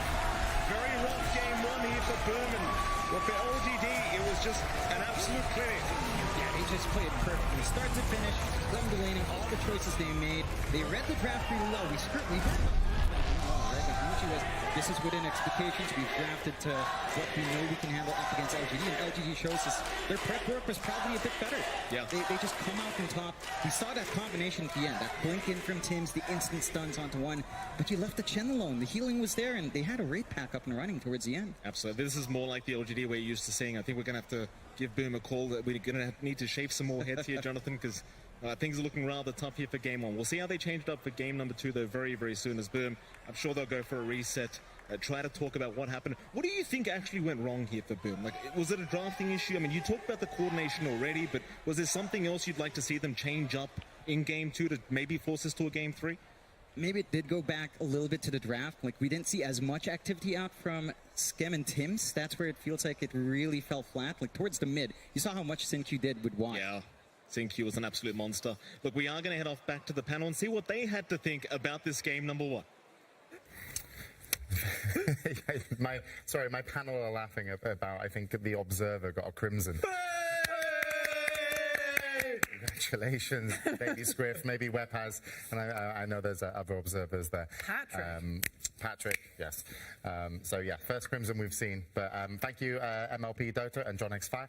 Welcome back to the panel, and this looks like the team PSG LGD. They've been runner-up twice at TI, and people we said like, oh, a little bit shaky, but that wasn't a shaky game. That was just dominant, and a lot of teams have come out the laning phase and held it quite nicely, but they held it tight, right, Sheep? Yeah, the way that they accelerated their lead was fantastic. They had these really nice, at first, defensive wards down, where they just had them on the cliff so they could farm and just keep farming safely while they were crushing their lanes. Like, coming out with these crush lanes is so good. And then on top of that, they get this roach because Boom have to use like 3 to 4 heroes just to kill one single hero on bot, and they take that advantage to go to roach, get that, and then use the roach and Aegis to go deeper into the side of Boom's map, and then place like these deep lane wards down, like mid and top, and that way they're able to just keep hunting them. And Lizard, you pretty much, from the draft, you said I would much rather be, PSG LGD here. Yeah, like if you look at the 2 drafts, one last pick made sense, the other didn't at all, in my opinion. Like, on one side you have the Slardar, he's dominating the Lifestealer. It's a good pick, like, I want to be that guy, but Phoenix last pick, I don't get it. Like, it's good with Yopaj's Mars. It gives you a lot. It gives you that teamfight potential, right? But on the offlane, the hero isn't nearly as good as he used to be. Plus, you're playing into a Snapfire. Like, that Snapfire is always going to be a problem. Like, literally at every single point in the game, your wreck can just be destroyed by one single hero. Yeah, we saw some highlights here. And FEZ, unfortunately, 0-2-2 and, caught slightly out of position. But when you get, in one of his last eggs, but of course, when you get the, BKBs as well on your cores, PSG LGD, Mars Arena, you can still get to the egg, even though, it could have been maybe a little bit further back. So I wouldn't say, a rocky start for Boom Esports, but what I did like what they did, and this is going to sound a little bit rude, they GG'd early to keep some, I hope, kind of energy, because a lot of teams, fight to the death, but it's game one. It's like, look, this is not working out. We've had that opportunity. I wouldn't say GG early, sorry, but some teams are like, okay, let's try and swing it around. Let's use our buybacks. They were like, okay, we failed on the Kunker. We're done. Let's just, reset and go into game two. But I think they've, still got something to show here on the main stage. Some games are obvious, right? Like, you just see from minute 15 that it's unsalvageable. Yeah, pretty much. It's one of those games for PSG where their lanes went so well that they didn't really need to think about anything. Just perform well and your draft will play itself pretty much for PSG. What would you like Boom to do coming into game two? Obviously, you can say not last pick the Phoenix, but we're not going to harp on that. But we're not going to harp on that, but sometimes your draft is really difficult, right? Yeah. No, I would say it's just about having the needed layers to play out a game, because, for example, PSG, they had the tankiness of the Kunker, but supported by the hills of the Chen. They had the aggression of the Slardar, the Monkey King. Like, everything just complements each other. Where Boom, it was we have to fight for position. If we throw our spells, we own an area. But then PSG, they had all these heroes that are very good at also playing those areas and then pushing you away, so they can shove you away from the egg and stuff. So I think for Boom, this was one of their clunkier drafts that they've done, and not to their true form of nature, at least at TI. Maybe in other DPC games they've tried doing this type of stuff before. I'm sorry, Scriff or Vepus or PTP, they're really happy with their Crimson right now. Is he going to open it? We can see him trying to... He's hovering above the Crimson. We'll have more Crimson updates in a moment. But actually, let's check back in with Singapore with the commentators and Casey and Slacks. Hello, my friends. Yes, that is right. We are here in Singapore. In fact, for the Southeast Asian TI. In fact, with the greatest Southeast Asian casters in the last game of the last team in Southeast Asia. Guys, I just want to come and talk to you. Honestly, these guys, MLP, John X Fire, the best in the world at Casting C in this game. It just felt ironic to me. So I just wanted to thank you and introduce you. Casey, please. Casey, back to you. No, not back to you. Yeah, no, how exciting is it to be together in real life? Because he was telling me that you only met in person, like, recently after casting together for how many years? 5 years it was. What? Yeah, it was 5 years. It was a long-term relationship, a travel, what do you call it? A long-distance relationship. That's right. Yeah, it was a rough road, but we did make it together in Stockholm. Yeah. And this is your very first TI. It's your very first time being able to be on the big stage in your region. Like, talk us through the feelings there. It's amazing. I mean, the crowd, the fans have been amazing. Everyone's been coming up and talking to us and taking photos and complimenting us and everything. And the crowd has been electrifying as well. All the SEA teams have been going home, obviously. It's not the greatest feeling in the world, but it's still a great TI, and we're very happy to be here. Were you guys nervous at all? Nervous? No, but I kept expectations low. When we got the message, I couldn't believe it. Like, I was washing my dishes at like 2 a.m. and they just sat down on the floor. I didn't know what to do. I didn't know if it was real. So it's different. It's amazing. Did you ever go back and wash the dishes? Yeah, I did finish. I cleaned up. Yes, absolutely. So Boom, last game won. I know you guys have a lot of pride. It's okay. This is my one moment. You guys have been doing a great job casting and not being biased as F, as I would have been. But now, in this moment, in a non-professional setting with an interview with Casey, can you say the words here for the last of the boys in the region? I think the crowd got it right. Boom, tarat, tarat. That's all they need. Just keep chanting that and they're going to get good. This is definitely going to be a game number 3. I mean, there's no doubt about it. We're going to game 3. LDD, they haven't washed their faces. We all know what happens after they don't do that, and we're going to a game 3. All right, guys. What about you, audience? I know you guys can hear me. Game 3? Are we going there? Is Boom coming back? Hello? I saw one thumbs up. Okay, thank you so much. One guy, very excited. Fantastic. All right, guys. Well, put your bias away now. Put it back. Become professional. Yeah, the bias that you pulled out of them and forced them. It was very forced. Okay. But anyway, we'll throw back to the panel for this wonderful, wonderful game 2. Very nice. Very nice. Thank you very much, Casey and Slacks. But don't worry, you got some more thumbs up here. You got a double from Sheets and MLP, Dodo, and John X Fire. It's a pleasure to have you here, and we've been enjoying all the commentary over from the studio here in Norway. So yes, Boom Esports, last SEA team.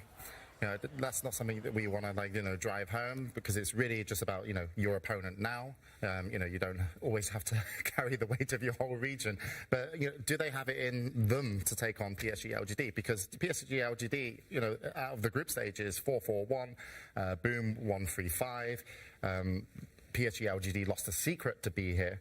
Of course, Boom Esports did beat Team Spirit, but with that interview, it was a little bit heartbreaking with Mirror, and in terms of the kind of state they felt their team was in, or at least their confidence. It does feel that PSG LGD have a bigger ramp up. They had more of a run potentially through this tournament. It really did. It's hard to judge from game 1 because it was a stomp. Like, you can't compare their strengths when they're at full strength because they're not being able to give their all. But I do think one of the biggest issues they had was picking this lifestealer the way they did. It allowed it to get countered. They left FBZ's hero for last. I think they shouldn't have. Right? If they focus on just giving Jackie a really good game and let FBZ have that hero that might be a little bit worse, I think that's better. Yeah, so opening up Jackie the carry just a little bit more. And what kind of heroes do you like on Jackie, if you can say? I mean, I like a lot of heroes on Jackie. It's more like I just want a hero that's good for the game, because if you look at those 2 games, they only picked Monkey King, but at least it had a purpose. The way that Monkey King could get involved early was much more effective than a Lifestealer, because you have that Boundless Strike, the Vision, the Wukong's Command. Lifestealer doesn't give much. Plus, it's flexible, right? Like Lifestealer, maybe there was a patch or 2 where he was 4-5, maybe offlane, going into that Ancient Creep, but that's a long time ago. Like Jackie, I think it's fine. On the Lifestealer or any other carry, he's improved a lot as a position 1 player. However, I have to harp back. Phoenix offlane, it just didn't allow them to play the game. The thing as well with Lifestealer, it's one of those heroes that I think it's got a decent win rate so far at this TI, but when teams pick it, seeing like a Mars and seeing the stuff, it's like, okay, this is going to feel good, but then suddenly the enemy's draft changes a little bit, or there's a little bit of shift in momentum. The Lifestealer is a hero that it needs time to kind of build up into the game. It can't be kind of under pressure early on. And if you're under pressure early on, you're just basically a creep running around. You might infest and save someone and keep them some heals, but it's a very morphling-esque hero that it needs some time. And if we could call the Slardar... I mean, the guys are ready to come out to game 2. There are it was this. We're keeping a track with Lizard, but yes, they are back. PSG, LGD, apologize once again, Lizard. Arme, nothing to say. Faith Bian, Jinkyu, and White really dominating on game 1. And the crowd cheering up Boom Esports there after, unfortunately, not really getting to play the Dota that they wanted to play in game 1. Jackie, Yopad, FBZ, Tims, and Skem. So hopefully they've reset. I mean, thank you. There's an extra thumbs up in the studio here. That was for me, but we can pass it over to Boom Esports. But there's hopefully the reset's good. But also drafting against Zhao 8. It's not easy, right? I mean, we all saw the miniseries of Zhao 8 drafting. True Sight. Yeah. That's one. That took me a little bit. It took me a while. But yeah, they were just so good at predicting each other. And do Boom have that kind of experience in the draft? For sure. I mean, they have Mushi. And Ohio. He came back and Ohio as an analyst, yeah. They have so much experience in regards to their draft. It's also, I think, even if you have the experience, sometimes when you get to a TI, your players, they have like a certain hero pool that you utilize, so you might not have the depth that other teams have, and I think that's where maybe PSG often has advantage at these international tournaments. But that can also be a good thing, right? Like, look at Entity. Their hero pools aren't that wide, but they still make these heroes and adapt to their playstyle, and it works. I believe it's the same for Boom. They have a lot of young blood. Yopash, give him his heroes. Like, he can contribute. He can contribute more than just this arena that's a setup for an offlane Phoenix. Like, he can dominate the games. And mid-Mars, I can see you, Sheepo. I can see you. You want to say something. Good. I know you want to say something. It is good. But in certain matchups, with a certain other offlaner that you have that can transition into a true core. Phoenix with the Yules and the Vessel, he doesn't contribute as much. But like, counterpoint, I feel like the biggest problem was the Lifestealer pick. The Phoenix, I do not like the Phoenix at all. However, you have second pick, which means that your advantage is being able to counter in the draft and give yourselves winning lanes. But because they picked that Lifestealer where they did, it meant that LGD just got to pick a Slardar and completely counter it and destroy their lane. Yeah. And on top of that, the ideas are a little bit, sus, because you want to leave your offlane for last so you can shut down Ame, right? That's probably the idea behind it. But Ame is someone who thrives even when he loses his lane. He is the best farmer in the world. So shutting him down, I don't think is the right idea. I just wanted to see Jackie have the best game possible and just work on that. We'll have to find out what happens in game 2, as it looks like we're getting ready to go into the draft. And PSG primed to take this one, 1-0 up, and this could be the last game for SEA.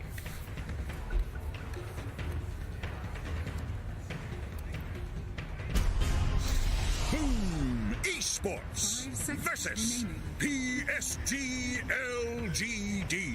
PSG LGD turn to ban. Boom versus PSG LGD. Game 2, 1-0 to PSG LGD. We will be starting the draft, but of course, to continue any of the thoughts that you guys want to bring up just before they start drafting. Who has first pick? So, all right. PSG has the first pick, and we'll be seeing that shortly, which will be the same as the last game. You think it'll be the exact same draft? Do you think the bans will get shaken up?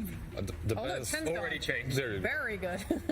But that automatically means that Boom is now allowing the Marcy or the Primal Beast through. And that could be an option where Boom, they themselves love playing these heroes. So if you start banning out some of the PG's other heroes and you flood the pool, it gets them through. But actually PSG, they respond by banning the Marcy themselves. So Boom, it's like, do we now have to ban the Primal Beast so PSG don't get it? Do we maybe ban a different hero? They take Primal Beast and we can then go for a Clockwork Strike instead. Many options. There are so many options. There's Clockwork, there's Primal Beast that you mentioned, Undying as well. That's not really in the fondest memories of all PSG LGD's fans when it comes to crucial games. But definitely for PSG LGD they are. Okay, they still go for it. I hope I don't see Magnus now on Boom Esports side. Different era, different tournament. But the speed in which they draft it, it's very fun. Because like PSG at this point, when you're first pick, the bans and the pick, that's the best thing that you can prepare. When you're a second pick team, your preparation only really good as far as your bans until you see what they first pick. So you have you kind of guesstimate it kind of, but just PSG. See the ban, boom, so in SCA, I've seen it in different regions. I've seen the Silencer on offlane. I've seen it work amazing against an Undying. Is that perhaps an option that they can go for as well? I was going to bring up a completely different hero, but on the exact same thought. I was going to say, in C, I've seen a lot of Death Prophet offlane. Okay. We're thinking the same, like a ranged offlaner. Either of these heroes could potentially be good against this Undying, because you can't pick these typical strength offlaners unless you have a 4 that's going to be able to buy boots and drag waves for you. That's the problem, right? Like, it's not only the strength offlaners, it's the most picked strength position 4s that struggle against them. Yeah. So you need to be able to either creep skip, like you said, or you can get something like a Hoodwink as well, right? That profit, good call. It's the Southeast Asia special. These guys, the entire year, all 3 tours of the DBC, this Death Prophet has been such a thing. Like Talon as well, love it as well on KP. It's just like, I don't know, I think in their minds they just have this idea of DP as a reliable laner that wins most of the time and is able to take objectives for them. It kind of just fills so many roles. And if you guys remember the last year SCA, DP was played on safe lane, on off lane, on mid lane. It didn't matter. And who was picking it all the time? It was Scam. Like, this guy, he won't be playing it here, most likely. It's a 5, which was drafted a long time ago, but not any longer. However, he understands the hero completely. An interesting thing that PSG can do is by move, even though the Undying will be the 5, just move him into the Visage lane potentially, and then you can pick up a different hero like Jinku can then lane with Arme, and you can get around it that way because, of course, you mentioned it, this Death Prophet pick, it just gives DP a free lane. If Undying's there, you don't care, you just siphon up the Undying if he comes close, the strength loss, whatever, you know, so potentially PSG can approach this opening of Boom just from changing up the lanes and what players play in what lane. We have seen some Undyings on the offlane as well as of late, so that's a possibility, even though Visage more likely, right? Like for Fate Beyond to get that rate packed early on. What's also really nice about Visage in this matchup is you can follow Hoodwink through the trees. You always have vision on top of her. One nuke and the little squirrel just dies. So it's an enjoyable matchup. Visage is very strong, but not at the very beginning of the game. In the lane, he has one of the worst bats in the game, like base attack time. It takes him a long time to wind up and shoot his projectile, which means that if you place him in a lane against carries like Juggernaut, for example, they can destroy him in the CS. And when you shut down a Visage and don't let him hit that 6, it's very easy to just free farm your carry and you take advantage of that weakness to an offlane. A really good point. Do you think that they have these carries, Tiga, that they can abuse the Visage with? I'm trying to think about it. Because it can be the double-edged sword as well, because even though he does not hit creeps very well, he doesn't have to go for Grave Shield. He just soul assumptions you with a lot of mangoes. The one that comes to mind is just the Bristleback. Boom had a lot of success in their recent wins, at least, with multiple Bristlebacks game after game. That is a classic counter to the Visage. As soon as those birds get away from you, the cores instantly kill them off. The Visage can never kill the Bristle, and also Bristle defends his tower long enough that the rest of the game isn't, Visage with the pacing. What do you think about something like Jackie Morphling, just to get that? I would literally think the exact thing. Yeah, that's also very strong. Biggest brain I've ever seen in my life. Big minds. Huge, yeah. I mean, Morph's another hero that just destroys you in CS, and like you can't really die to the Visage because of the morph on strength, and you just morph back down, heal back up with like a 1, and it's really hard, I think, for Visage in that lane, and they're lacking in like proper stuns right now as well on LGD, so I think this Morphling call is really nice. This will be the difference in the draft though from Boom, because they're 18 pick, 24 picks, they're second. It's going to be, they've already locked in their offlane. They're not going to be doing some quirkiness, it's just, let's pick the best carry right now. Let's pick up most likely the best mid if they're not flexing DP there. Like, they're not going to fall into the trap where, let's go for a casual lifestealer. They've set themselves up a lot better this time. I wouldn't mind something completely simple for your part. Some Ember Spirit, some Kunkka, perhaps. Okay, sure. Instantly pick it up. To be fair though, this second phase Kunkka +1, it's very, very powerful, and Boom, I guess, maybe a little bit scared of it and just taking away themselves quickly. I think Yopaj likes to play this Kunkka, although I believe FBZ has played it before in the past. So this DP could also, they could flex whoever they want to mid or offlane depending. Like, they'll wait to see the carry and then they'll put whoever they feel matches up best there, I think, is the play. And this Hoodwink as well can go 4 or 5. So it's still very flexible. Yeah. For Boom. Yeah. Like, you have a DP offlane, typically you want to pair it with a melee 4, right? So they could pick that next at the end of the phase if they want that to be their offlane, but if they want it to go mid and you have a Kunkka offlane, then this Hoodwink is completely fine as a 4, and then you can pick a 5. And I feel like for PSG LGD, there is no flexibility any longer. Like, this is Earthshaker Visage offlane, Undying 5, because let's hypothetically say Undying is offlane. I don't see Undying Earthshaker as being the best lane, right? Like, not that impactful. One wants to mess with the equilibrium, the other wants to dominate the lane. It's not really what you go for usually. Okay. Holding Arme's pick for a little bit longer in the draft, they see a Kunkka, they assume it's going to be mid, even if it's offlane and DP's mid. Ember will probably do fine in both of those matchups. So, yeah, PSG trying to hold and get a little bit more information before they lock in their carry. 10 seconds. I like Morphling that we called earlier even more. Very good. You get to turn into the Ember, you can mess up with the layers of Visage. Take Tombstone if you really want. You can take the Tombstone, obviously. The chains are good. Ooh. They're holding on to this flex as long as possible, huh? Yeah, they're keeping this flex open. But like we mentioned, the strength of lanes, right? The DP against the Undying, that will negate that lane. You then have the Ench, which is super powerful in lane. Earthshaker is a hero that kind of plays on the fringe of the lane, grabbing creep waves and stuff. Ench, very good at bullying and following that if needed, or even just crushing the offlaner. You basically got 2 supports on 4 and 5, Hoodwink and Enchantress, that do not care about Undying whatsoever. These are the ones that are in strength base, that can poke him from distance. And the ban, PSG bans out the Bristleback, as we mentioned earlier, so covering themselves a little bit there. surely they've got to ban the Morphling as well. Like this draft from Boom, it's so evenly distributed in their ability to take towers, to take defensive fights, to smoke and find kills.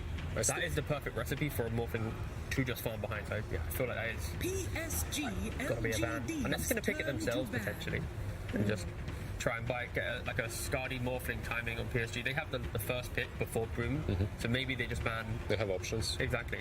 Perhaps open themselves up for a PL, but there's Shaker, there's Ember Spirit. Wouldn't mind a little bit more burst on LGD, just because this Enchantress is going to be the one breaking smokes throughout the game, and they don't have the spells, I think, right now to or a vessel get rid of her. Yeah, I mean, Ember could maybe buy it, but he wants Orb of Corrosion into Maelstrom usually. I'm just considering all the things, like Earthshaker's ability to rotate on mid. They don't have any movement, mid heroes like Plop or whatever, or Puck, so they can like trap them on mid, but Kunkka and DP are both so tanky, I'm not sure how effective that would be. I would still like to see him rotate to help secure runes for Ember and give him the ability to play on the map and gang. One option as well for PSG is going for a wheeler route, potentially like a Luna. Luna with the Undying is a very strong lane that would maybe offset the DP strength. Where's it banned? Oh, sorry, I didn't see it banned second phase. But good idea. They just saw it a second earlier. Yeah, like a minute earlier. Pop the hands. I've loved Luna. People have been abusing the night vision on her really hard. It's like so rough when you're in a jungle and they see you first just because of Luna. Especially when you're like breaking smokes on each other at night. But, yeah. Speaking of vision, I have a feeling that Boom might struggle in that department. You're playing versus Visage with birds. You're playing versus Undying with Tombstone. Ember that can zip in and out of fights. It won't be that easy to just set up and take down the Tombstone on those cliffs. Yeah, no one really hits it. Like Lina is usually the type of hero you look at for that. Maybe if they want to. You could always put the Kunkka on a carry, right, and throw some Lina mid, or even Lina carry. That was something that started being a trend at the beginning of TI.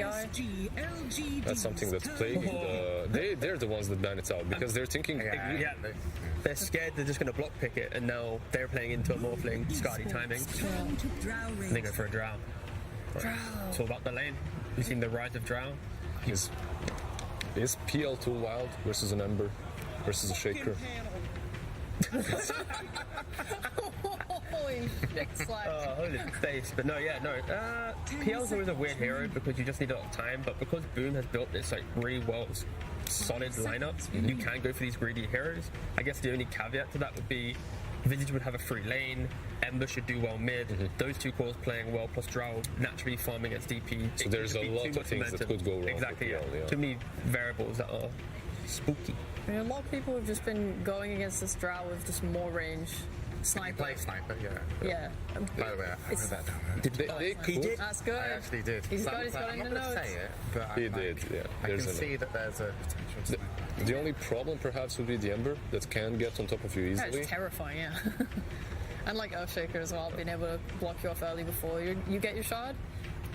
They have a lot of ways to collapse on them really quickly. I mean, there's... One thing that Boom is really lacking is stuns. Like, look at them. There's if you're hoping that Bushwhack is going to be the best thing that you've got. What do you think about Faceless Void then? If we look at carries with stuns, usually it's like him and Wraith King. My concern is just what damage are you providing? In the early game, some fissures will disconnect your ability to do damage. If you get Visage, he's going to be too tanky. There's Soul Rips. I mean, it's just a lack of damage, but it's an insurance policy. But okay, so that's something. They want to go for the fight. They go for the Bloodseeker. No, I see it. You wrote it sniper. No. I was going to say sniper. Yeah, I see it. Literally run at them instead. Oh, sorry, there's invisible ink. Yeah. There's more ink here. Interesting. This is, definitely, I feel quite stressful, I will say, for Boom Esports, what they, I think, have to do against the draft. At least, what are your guys, the experts, what's your opinion? It's definitely a complete comfort zone for SCA teams. Getting this Bloodseeker as last pick, it's good versus Drow. You have that Rupture to prevent her from running around. You can't get on top of her if she can't move, right? But overall, I feel that PSG LGD's draft, once again, is just much simpler to execute. Gotta agree again with Blizzard. I think just the fact that Drow now deals with the Death Prophet lane, you've got Visage who should just have a decent time top, and I think the main thing in this game, we spoke about off lanes in game 1, it's now the mid lanes. Kunkka v Ember. Can Ember get the runes to get those rotations to unlock the pace of the game? Is Kunkka in position to counterplay? Yeah. A lot of pressure. Well, thank you for bringing us the draft here at the panel. And yes, this could be the last match for Boom Esports. PSG looking primed to go through. And let's have a post-draft interview with Slacks, who's going to be talking to Zhao 8. Thank you so much. I am here with Zhao 8, the brightest mind in Dota and Dota's best hygienist, and of course Helen to translate here. Okay, Drow Visage. Even I am smart enough to know that's a good combo. Nothing crazier than that? I thought you were a Dota 2 genius. You're just going back to basics? 你报道作为 DOTA 的最强大脑之一，死灵龙和小黑这个绝配，连他都能想到，你觉得很厉害吗？我就是在后台听说他聊到了，就想到了。Well, I heard in backstage that you talked about it. That's why I picked it. My bad. Okay, and the other question, are you ready for the terrifying Boom Bloodseeker? I mean, this guy has taken a lot of lives here. Were you expecting this? 你做好准备了对战 Boom 的绝活之一，他们的血魔了吗？他们很恐怖。我们有想过他们选血魔，所以我相信我们应该会赢。We already thought about it, so I believe that we will win. That's what I like to hear. All right, a lot of confidence, a lot of power coming out. Thank you so much, and we will throw it over to our wonderful casters. Let's get ready, boys. Thank you so much, Slacks. We do get into a game number 2 here between Boom Esports and PSG LGD. John, I've got to admit, PSG LGD, game 1, they made it look way too easy. You look at these drafts, do you think it might be a bit of a closer matchup here in game 2? I still feel like LGD does have a really strong draft on hand, but Boom, they've fallen into a couple of comfort picks. You know, you're back to the FBZ Death Prophet that we saw him play throughout the entire season from December onwards, and he's always had a great time with that. And of course, Yopaj on his Kunkka. He had to deal with Nothing to Say's Kunkka, but he's a Kunkka specialist himself. And now Nothing to Say is going to have to try to deal with that on his Ember, and that matchup's going to be a little bit more back and forth. So I think Boom does have a little bit more play, but and just considering how easy it is to execute LGD's draft, I mean, it's Drow Visage. If they manage to get a running start, I wouldn't be surprised if they just dominate this game once more, if things go the same way as game 1. Yeah, it's certainly a very scary draft here from LGD to try and go up against, and it's like you mentioned, John, like the tempo that you can apply here from LGD, the pace you can get going is a bit too much to keep up with if Boom fall behind in this laning stage in this game number 2. We'll see if they can keep up, at least in the second game. Of course, everyone wants a third game to happen, John. We'll see if they can make it happen. So LGD, we'll start with the mid lane. Of course, you're going to have Nothing to Say there against Yopaj. On the Kunkka vs Ember, you kind of talked about the fact that these heroes are both specialties of the enemy hero on the mid lane, but who should have the inherent advantage between these two? This does feel a little bit better for the Kunkka. I mean, you always have the Tidebringer to play with. You're not really mana constrained. Whereas the Ember's going to have to juggle around with the bottle down the line, try to secure the water runes to keep that harassment up. Yopaj can just kind of dance back, toss around with the Tidebringer, get some good rotations out this time with the supports they have on hand, especially if Skem gets room to kind of swing out with a really nice creep here. You should block their top lane. Faith Beyond trying to get that creepy room going his way.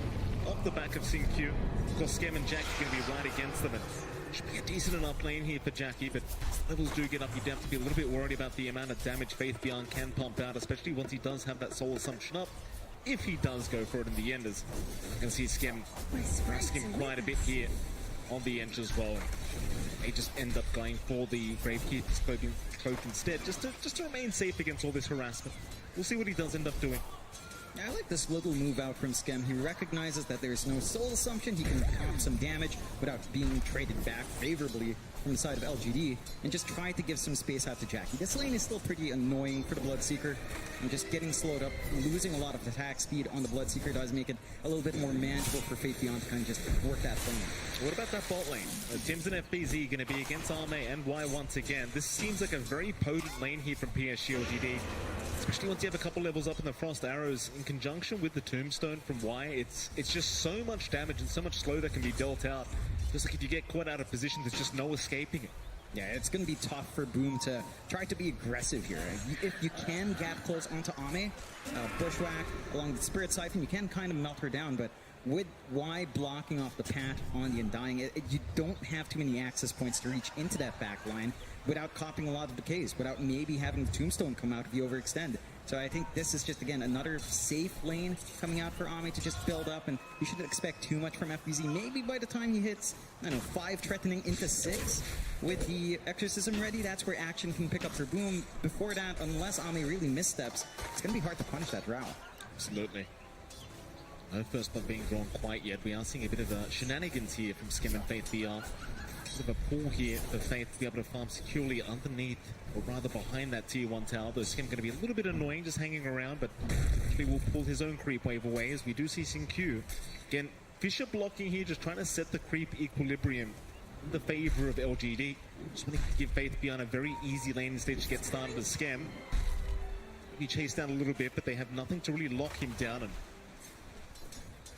eventually, this creep wave will push into the tier 1 tower. That'll mean it'll push back the other way. Faith beyond. He might need to be a little bit patient, but eventually the creep wave is going to be his way. Sin-Q does actually find the courier of Jackie. Yeah, nice little snipe. Jackie knew it was coming. He tried to micro it back, but he didn't manage to get far away enough. Sin-Q managed to just snipe it away. Nice little take, but Jackie did manage to get his items out, so it's not the worst thing in the world. Trying to top up in this lane is just going to be a little bit tougher. Sin-Q is out of mana. Does have the mangoes ready, but he is getting the pull off, and there's really not too much Scam can do. He doesn't have anything like the Blightstone. Level 1 enchant, not really going to really slow down Sin-Q, and Faith Beyond just, again, being allowed to get that EXP, along with a fairly greedy support in the Shaper, right? He does want his own experience flowing in as well. Scam can't really stop it. Certainly cannot.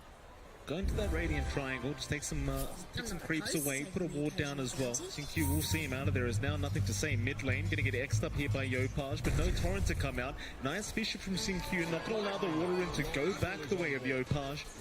And eventually, well, Thames, he will secure the bottom water in at the very least. Nothing to say, he is going to try and show up for that, but Thames will snipe it away from it. So neither mid laner able to find a rune here. So it seems like LGD did adjust, because this is one thing that Boom Esports were doing very effectively in the early stage of last game, is just securing all the runes and making sure nothing to say couldn't get one.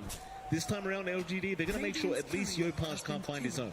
Yeah, and speaking of that mid lane matchup, we talked about how the Kunkka Ember shapes up. Nothing to say is actually working lane a lot better. 25-7 now on CS, compared to Yopaj, just stuck at 20-4. Good lead here coming out from Nothing to Say. He's managing to even sneak away the bounty rune there. There's a little bit of action across the map as they try to jump it. They don't really have stuns on Boomsend unless they manage to get a good enchanted feat from Skim, kind of punish Faith Beyond. And so far, this kind of static game, it does feel favorable for LGD. I mean, once they build the levels up, you get the marksmanship up, you get the familiars up, and you have this Ember dancing around you, it's very easy for them to jump in and take these fights and go for objectives if Boom isn't careful. Absolutely. Bot lane, a bit of aggression happening towards Y, it seems. He does drop rather low on the Undying, but still remains just fine. He has not stood up too much or Soul Rip yet. He's waiting to get that skill point. The right moment to see exactly what he needs, but for now, he's being very, very patient. Doesn't seem like Boom's been too aggressive down to the bot lane either, so it seems like both sides just very satisfied farming up for now throughout this laning stage. We are yet to see a kill to come out. Not really many rotations happening either, though mid lane, nothing to say. Gonna get X back into a torrent. A little damage to follow up though. Yopaj gonna force the reset out, nothing to say. He can always just remnant back into the mid lane anyway. Meanwhile, bot lane, Y, he's gonna deny himself off. Nothing to go back the way of Boom. Quick reset for himself. He'd be right back to the lane. So the 6-minute power runes now. A spawn up. He's going to be down bottom as Yopaj able to take with the DD. However, for the Hoodwink, that's a nice bushwhack out. Nothing to say. Dropping rather low. Will remnant back the other way. However, you've got the enchant there from Scam. Controlling up. Nothing to say. They might have the damage, but Sin-Q is going to show up with the Fisher. Make sure they can't keep chasing. So instead, they've got to go after the Shaker. But it might be first up to go the way of Yopaj. That Y is still around. He did drop the tombstone here. Is now Yopaj does get chained up by Nothing to Say, but there's not going to be much out of this. Just not enough damage. Boom, it seems like they're happy with what they've got. And forcing attention onto Yopaj. He's been playing around really aggressively with that potential on the 6. Of course, it's hard to lock something in like the Ember. Maybe a bit of a small mistake. Didn't manage to really get the X off when he got that initial control on Nothing to Say before he zipped away. But you still find the big kills, you find that first blood, you're buying space out for Jackie, who has had a very free top lane now. So your Bloodseeker is going to meet that initial item timings you're looking for The Maelstrom coming out, BKB down the line, the Shard once the time is ready. And it's going to be pretty tough to shove Jackie away. You still have concerns about Ami, though. He's not too shabby down bot either, and FBZ's not able to do as much. But the power spikes are lining up for both sides. Familiar's going to be up for Fate Beyond soon enough. He can just camp that lane up top and keep it shoved out. And FBZ can always threaten with the Exorcism once it's ready. And a slot of Jackie, but not needing too much. Meanwhile, mid lane, however, they've got the Ember stunned up, and nothing to say. Got the Remnant out in time. They can't really follow up. Off the Ember Spirit for now. Bushwhack, though, is going to land from Tim. Yopaj going to show up once again, forcing the Remnant forward. However, they've even got the Inch there. A nice little juke away from nothing to say, but they've got the X back with the bow, and they will find the Ember. Now, that's a much bigger kill coming up from Boom, and a much better start from Boom Esports. Yeah, the aggression's lining up. We saw it in Game 1. Tims and Scam were rotating in, but they weren't finding kills. This time around, they're able to play off the setup Yopaj had and dance around it. Sinkyu trying to block off this push. Not the fastest coming out from Boom, especially without FBZ around to kind of speed that up with the EXO. But they are chipping away slowly, forcing out responses here. There's still a fair bit of damage thanks to the enchant of Scam. They are going to try and at least chase down the Hoodwink. Tim still finds the Bushwhack back onto nothing to say as he does run towards the south. Might actually make it up, but no. He does go down. Scam, he's in danger himself, but the heals are out as FBZ. He's going to rotate on the DP. Make sure they can't go for too much more. It seems like they are looking for the tombstone, but it may just be too late in the end. Just eventually expire. So 1-3 now. 2K advantage the way of Boom. Still at anyone's game really at this early stage. Seems like a very nice start compared to the last game, though, at least for this Dire side. They're finding a little bit more. These small wins are starting to rack up a little bit. Jackie's had all the space in the world to keep farming. Does have a rupture up, but he's being surrounded here. Fish is there. Jackie, can he find his way out of this one? They've got the familiars to back him up. Jackie's still running. Doesn't seem like he's taking too much damage. In fact, now the rupture is there. Xinkyu going to try and get his way out, but it's not going to work. The torrent is there. Familiars, they will stun a little bit, but Xinkyu understands he cannot get away. So Yopaj, he'll take his third kill of the game on the Kunkka. Just so much activity coming out from Yopaj, and instantly an EXO coming out here as well from FFZ.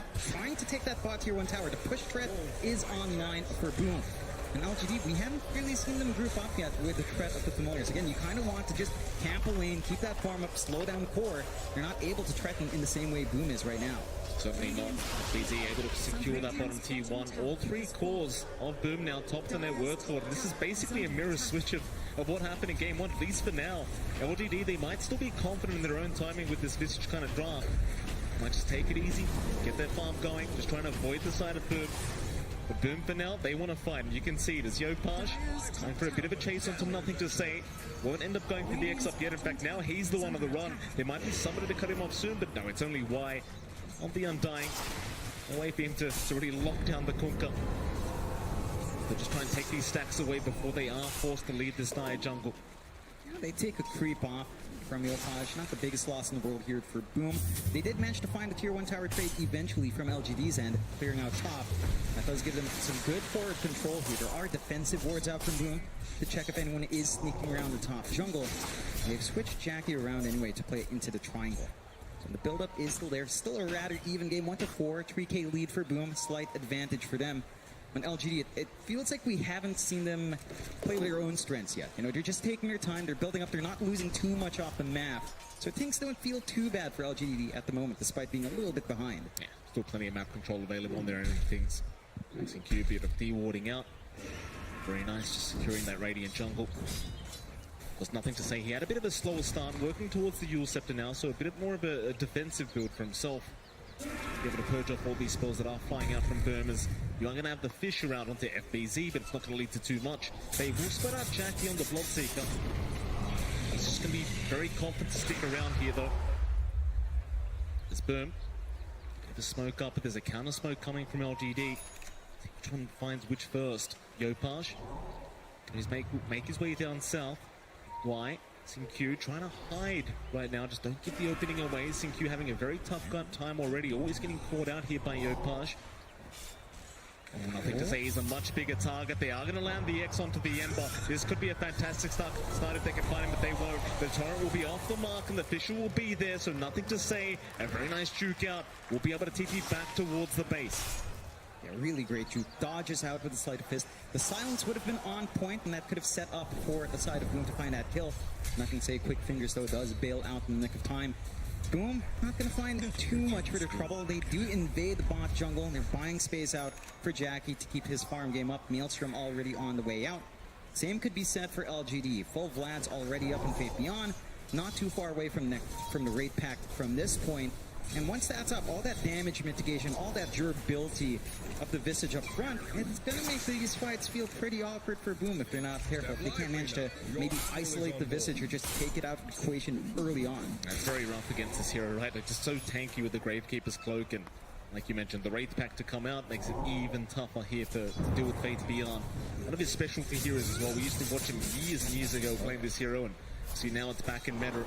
That Visage is very, very scary to have to try and play against. Damage being built up as the Scam top lane. So nothing to say, just kind of poking and prodding at the edge. Scam going to be just fine to stick around though. Has his own way of healing himself. The Seeds of Serenity, I believe it is. And just fine to stick around. Nothing to say, still trying to poke and prod, but it seems like the Ench just going to keep kind of sticking around that top lane. Both sides just very comfortable with farming at the moment. Nobody's rushing for a fight. They're both trying to hit their own timings throughout this mid game. They'll just sit back, relax. You kind of wonder who this favors, right? Because you did have a pretty decent lead for Boom, and they still hold on to that lead, but is there a timing they're looking to kind of hit? Because you can kind of tell LGD are trying to hit their own timing throughout that mid-game with this Visage. I think you're okay on Boom. You're just working towards those initial BKBs. Yopaj, very close to his. It's still lacking the recipe gold, but it's going to come out eventually. FBZ, only lacking the recipe. So once you have at least 2 of these BKBs ready to go, you're going to be able to group up, try to look for those fights, try to find those objectives, and then you really start to hurt LGD's farm. For now, if this drags on, say, past the 20-minute mark in the staticness, LGD starts to feel really good. They're going to have their own BKBs. They're going to have their own level spikes. Maybe even down the line, the blink out from Sin Q starts to pop up. And you just have issues in these team fights. It's already really hard to lock in, nothing to say. You're going to have to clump up for it. And once you're clumped up, Sin Q and Fate Beyond are going to get to town. See another smoke out. Boom, they'll head down towards the south, through the mid lane. Who are they going to find? Fate Beyond on that Visage showing up. Those familiars, there'll be an X out. This could be a big pickoff, but the familiar stuns aren't going to be there. Still, the X is going to make it in time for the boat to land. They'll find Fate Beyond. The familiars may not be so lucky either, as they would at least find one of them. And now they are into that mid-tier 1 tower with the exorcism. Not going to be too hard for them to take them down. In fact, they're bouncing Q now on the Earthshaker. They'll find a second. Tim's just sniping from a mile away with that sharpshooter, slowing him down. And well, that'll be the mid-tier 1 tower gone. And that's the time we were talking about. Not quite the BKBs coming out, but why? Find more. Trying to protect that Radiant Triangle. It's a lot of damage coming out from Arme, but not quite enough to finish off the job as Yopaj able to find his 4th kill of the game. Trains will not land on any. FBZ going to try and put the TP up, but the familiars will be there just in the nick of time. They will find at least something for their trouble. They get the big target out from LGD's end. It comes at heavy cost. And those kills, the tower take from Boom still feel a lot better for them to play off. And now the map shrinks a little bit more for LGD. They still have time to build up. And you are still getting some decent build up here on Ame. He's allowed to just play in that triangle. No contention coming out from Boom in that area outside of that one invasion. And they're just praying and hoping that eventually the Drow and the Ember are just going to be really hard to handle. For Boom, though, again, the BKBs are still on their way. That spell immunity is going to be a really big factor in the middle of these fights. The full Wraith Pack is up on Fate Beyond. But again, if he does manage to use that item in time, Boom might have to spend more time trying to find that kill and give enough leeway for LGD to respond. Sin Q gets spotted out here. Scam will move in. Yopaj, she'll be there with the backup. X into the torrent will connect, and seems like Sin Q just has no way out of this one. They will lock him down with the bushback and take him out once again. That'll be the 5th kill for the Kunka. Yopaj off to a fantastic start, 16 minutes in. They top lane, they might have a look at nothing to say. They land the silence though with the pushback. It seems like they will be able to find the pushback because FBZ, the sharpshooter, is going to be up at the Ember. Has the Yule Scepter. Will go for the run toward the left side, and it looks like he's going to be just fine. He does have the stick charges. They don't have the burst damage for nothing to say. They needed the +1 to try to find that kill. Valiant effort, not quite what they want, but it does shove Nothing to Say away, giving him more space again elsewhere to keep that farm game up. And Jackie is still getting his own build up. His own BKB is almost done. So it possibly could be just a triple BKB timing for Boom, where LGD, they're not going to have that same level of protection. Outside of the duels coming out here on Nothing to Say, they're going to be very vulnerable to damage here. Oh, nice chains out from Nothing to Say. Fisher will be there to follow up. The Tombstone has been dropped as well. This is going to be a fair bit of damage as the cast will land on both. Yopaj, he does have BKB up. He'll pop it immediately, but it seems like they just want to at least take this Tombstone down to get this team fight started. It will get denied off. Multi-shot there from Arme. It's a lot of damage, but Yopaj, he'll keep forward, keep moving forward at least the Q does go for a Fisher, but he's trapped in the tree line right now. The bow will fly in. The sharpshooter's there. They'll find at least one as Tim's will look for a bit more now, but Nothing to Say is just fine. He's going to be able to back his way out. They'll only find the Shaker. Still 2-9, 6k advantage. This whole time, Jackie is free farm. Mid lane, and they go again. They found Yopaj another time. This time Arme, he's got so much damage, and they will be able to find that mid Conker. He's going to say he wants a little bit more. He'll move in, but the Psalms is out from FBZ. Yules is out there to lock down FBZ. They should have the slows as well, but FBZ, he'll BKB up. He'll be just fine to back his own way away. They cannot lock him down through the BKB. They do find a decent kill in the Conker, but that's going to be about it for LGD. I think you're pretty happy for LGD though. You force out those initial BKB uses, you only really lose your support, and you're starting to get some activity out from Ami. He's more than willing to join into these fights. So Boom have to be really cautious about going in like that. You can't afford to just fully commit onto supports. You need bigger targets to kill off.